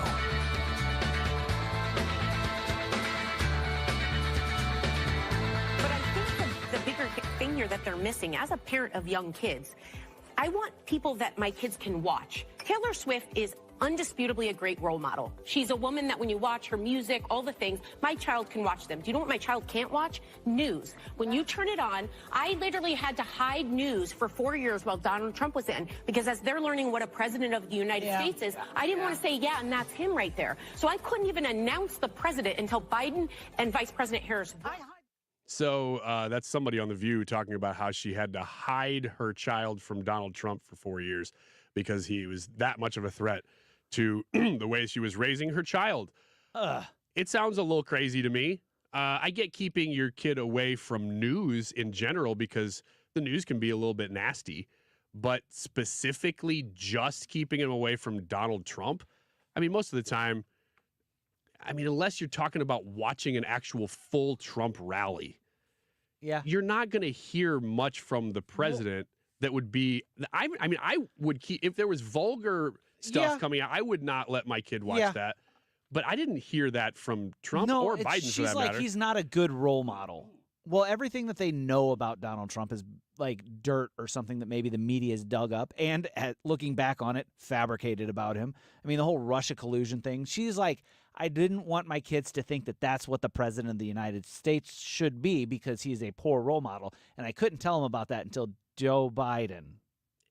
It's just, it's just a surprise. It's like because it's clear that she was projecting something onto her kid of Donald Trump that the kid probably wouldn't have picked up from watching a news clip. There is nothing. Well, I mean, and the news was not fair to Donald Trump. And it wasn't even that they were casting him in a good light. No. So I guess she was keeping him away, or him or her, her son or daughter, away from the media's coverage of Donald Trump? Yeah, is that fair? Well, no, she didn't want her kids to see how the media was, and she thinks Trump is the way the media was portraying him. Yes. But she didn't want her kids to see this man that was portrayed in the media in this light to be thought of as the president of the United States. I don't think she actually did that. I think this is a load of hogwash. I think this is just something she's saying for clout. It's something you say when you're on TV. Yeah. On The View. But, like, At the same time, like, if you're really going to make that argument, you can't look at Joe Biden and say Joe Biden's squeaky clean and the example that you want your kid. Yeah, he's the role model. You don't want him to live up to Joe Biden either. You see that man right there? That man defeated Corn Pop. I want you to go out and do the same. He was a bad dude, and he wasn't scared of his rusty razors. Don't you be afraid of chains and rusty razors either. Yeah. Okay, so Brad has cut some Rogan sound here. Joe Rogan interviewed Bobby Lee, and I thought I knew who Bobby Lee was. I looked him up. He is a comedian, and when I looked up his picture, I'm like, oh, yeah, I've seen him on quite a bit of stuff. And I guess they're talking about living in a blue bubble. This sounds interesting. I haven't heard it yet. Austin people are great people. They're really nice. They're nice. They're not heads. They're not Hollywood people. They're not lost in this fake world of leftist ideology that everybody's trapped in. They're just people. They're just regular people, man. And those people exist outside of these blue bubbles where everyone's gone insane. Well, I used to be a part of the blue bubble. I was 100% a left-leaning person who lived in Los Angeles. I was 100%. I never voted Republican my whole life. I was very left-leaning, especially with like any social issues. When it comes to financial things, I'm a little bit more conservative. But at the end of the day, I'm way more left than I am right. But California went nuts, man. It's gone like full communist. It's out of its mind. Okay, so that's Joe Rogan. I didn't hear Bobby Lee on that one. We'll play the second one, see if Bobby Lee talks on this one. And their approach to law enforcement is so insane. It's so insane. The no cash bail, the letting people out for committing violent crimes, the not stopping people for stealing up to whatever money it is. What is it, $900 now? I think they raised it. I think they made it a little higher. San Francisco is non-existent. Most of San Francisco is emptied out of like big chain stores and big department stores. I wouldn't even do stand-up there anymore. It's crazy. They ruined it. They ruined the city. Yeah, I mean, you can bring it back. The structure's still there. But Yeah, you'd yeah. have to have some hardcore Rudy Giuliani type to come in there and knock heads. Wow. And nobody wants that. Nobody wants that. They're peace, love, and granola and wear a mask. Peace, love, and granola. Is Joe Rogan and maybe Bobby Lee, are these guys America right now? I think that they're I think they're middle left America. Interesting. I think they're center left, and that's like they're going. Where's everybody going? I was left leaning, and I haven't moved, and you guys are way over there. Well, that's what Elon Musk said too, that he was a left leaner, and I think what's interesting is to see people who had been pretty socially liberal. These would have been people who might have even been included in the libertarian world, who were very socially liberal when it came to a lot of the issues from about 2005 through about 2015, 16.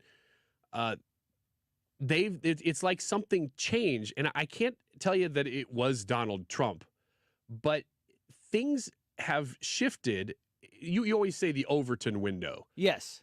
Explain the Overton window. So the Overton window is like where the middle is, and it shifts by the extremes push far left, far right, and it shifts the Overton window. So if the left starts running to some more really extreme radical views, what ends up happening is what is considered center moves more left, and then what is the people that were there that were in the center, as the left moves their Overton window to the left, it makes it look like those people that were in the center, whose views have not changed at all, look like they're on the right. And then as a result, too, if you were left of center and the whole window shifts left, now you're in the middle. You're in the middle. Yeah, it moves people from that. That is what it looks like Bobby Lee is saying in this clip. I'm in the middle now. I'm in the middle. I'm in the middle. I never thought I would ever say that. Never. It only happened in this last year. Right. Exactly. I just went, I can't do it anymore. You know what I mean? People that you thought were aligned with you are like now like mad at you about.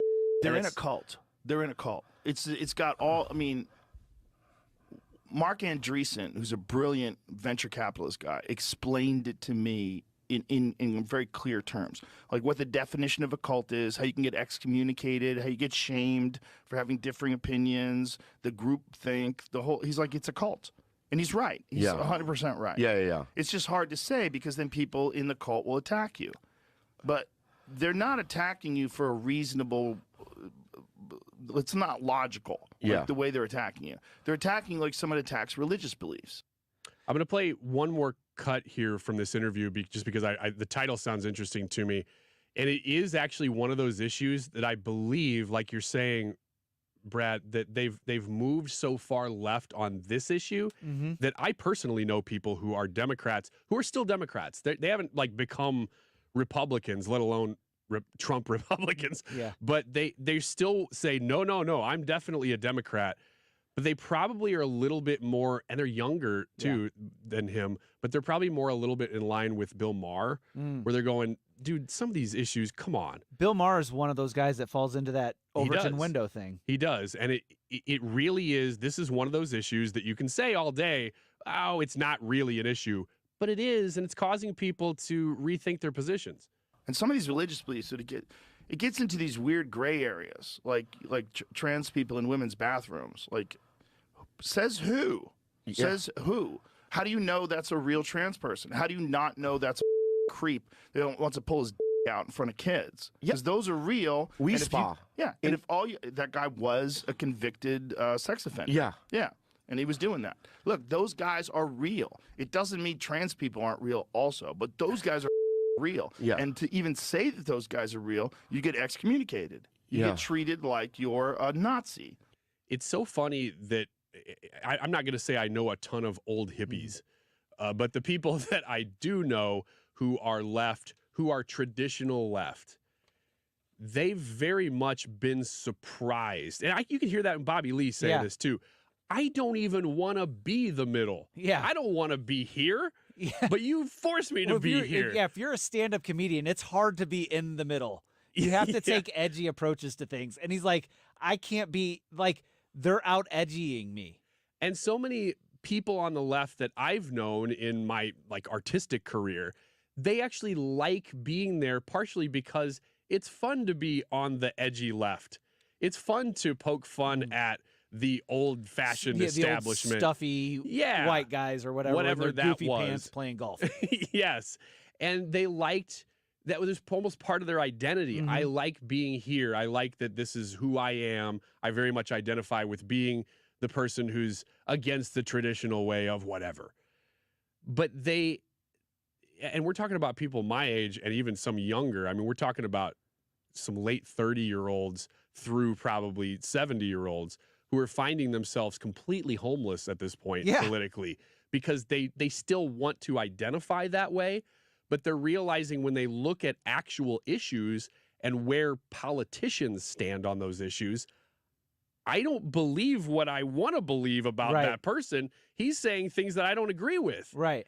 So it's almost like a shock is happening to the nation over the last few years. I'll tell you what the other interesting thing was too, is because he was talking about this in that cult place. He's like, if you go after something that is sacrosanct to that group, then you get insulted. They come after you. They call you names. I mean, what is it that the left calls people that aren't left enough for them? They call them extreme right-wingers. Like Joe Rogan has been called an extreme right-winger. They've called Elon Musk an extreme right-winger. They called Bill Maher an extreme right-winger because he said, whoa, let's not do this here. But like to me, the interesting thing is this isn't unique to either side. Both sides are guilty of this. They have these people on the either side that are getting a little culty, and they have their sacrosanct things, and if you don't go along with that, they call you a name. Do you know what the right side calls you? Woke. They don't. They either call you woke or they call you a rhino. Oh yeah, okay. You know, you're just a rhino. You're just a Republican in name only. You're just a secret liberal that's doing all these other things. That I get. I'm sorry, guys. I know I'm going to make a lot of you mad at this. I am so tired of that phrase. You're not a rhino. You're just not as conservative as some of these other people. Well, I think you're upset with it because it's been overused. It is. Because there are times where it actually applies, and there are other times where you're like, come on. Yeah, Chip Roy. They called Chip Roy a rhino because he supported Ron DeSantis instead of Donald Trump. That's silly. Come on. Yeah, that's silly. So some of these things, it's just it's fun to sort of sit back and watch. There's one more clip here I'll play. As to they say they think they know why this is happening. I never even cared about it. Didn't care at all. Yeah, I mean, whatever you are, I don't give a You know what I mean? But it's like, I can't do it anymore. I think it's engineered. I really By do. who? By China and by Russia. Oh, no, Chinese. Yeah, I think what they're doing by manipulating social media, manipulating algorithms, I think some of it is natural. Don't get me wrong. So they're blaming foreign governments. I don't think it's entirely that. No. But foreign governments certainly are happy about it. Joe Rogan pointed that out. He said it's not all that. But he goes, they're definitely in there getting on them. Like, if you see your buddy, like, almost falling over and you have the chance to just give him a nudge so you fall over for comedic effect, you're going to do it. If you see your enemy off balance, you're going to knock him off further off balance. You're not going to pull him back on. I think that's more what I'm seeing from, like, the Chinese and from the Russians. It's creating discord and chaos within the country, and that helps them. So Rogan was almost canceled by those very people, if you remember, at the beginning of 22, because he would not stop talking about COVID. Yeah. And he was not saying the approved narrative. Right. And they said, well, we're going to delist you from Spotify then. And they couldn't get Spotify to do it. No. But major artists were coming out, if you recall, and Terry saying, Bradshaw. I'm going to take my money off of your site. I'm going to take my music off your site. Who was it? The Southern Man guy. I don't remember him. I remember David Crosby from Crosby, Stills and Nash was doing it. I can't think of that guy's name. He sings Southern Man. Neil Diamond. Like, take my music off there. It's like nobody cares about you, you crusty old man. Oh, man, Neil Diamond. Well, you're going to make some people mad That's now. all right. He's a crusty old man. Grumpy bear. So, Joe Rogan, man. What an interesting guy he has become. Who would have thought of everybody on news radio that he would have been smart, the guy that's like, come out? He thinks about a lot of things that a lot of people don't. So the YouTube live chat poll today, I'm looking forward to getting the results. Brad, if you would be able to pull those results up. They are you worried that AI could take your job? Yes or no? A few final comments here before we get to the end of the show. Russell says, I voted no. I'm also retired and would have no issues with AI taking over my to-do list. Ha. Ender says, no, even working in tech and data security at that, AI won't ever take over my job. There will always need to be some human element involved. We're hearing that a lot. Actually, we probably should have made retirement. We got a lot of votes in here. We did. Okay, well, what are the results? So the results with 202 votes in, 87% of you say no, you're not worried about it. I'm surprised. I thought it would have been closer than that. I did too. I actually thought over 50% would have said so. So, okay, well, that's good to hear. I wonder if we would have added the caveat in the next 10 years. Maybe not right now, but what about down the line do you think that would be? So thanks for participating in that today. And, of course, thanks for listening. I have been, and still am, Ryan Wiggins, filling in for Annie Frey. Mark Reardon is up next. You try and change me, you can go to hell. On the battlefield, there's a saying America's military men and women live by. Never leave a fallen warrior behind, ever. Off the battlefield, Wounded Warrior Project operates with the same goal. Wounded Warrior Project was created to help our men and women returning home with the scars of war, whether those scars are physical or mental. Wounded Warrior Project. We never leave a fallen warrior behind, ever. Learn more about what we do at woundedwarriorproject.org. Jackson Hewitt has a plan to get your tax refund fast. With a buck here, buck there. Here a buck, there a buck, everywhere a buck. You don't have to wait weeks for your tax refund. Get money sooner with a no-fee refund advance loan at Jackson Hewitt. On this loan, there's a money today guarantee. E-I-E-I-DO. Don't settle for chicken feed. Get fast bucks at Jackson Hewitt today. No-fee refund advance loans by Republic Bank offered to eligible clients. Money today guarantee if approved for a loan on a prepaid card. Details at jacksonhewitt.com. When you have Rhino Shield on your house,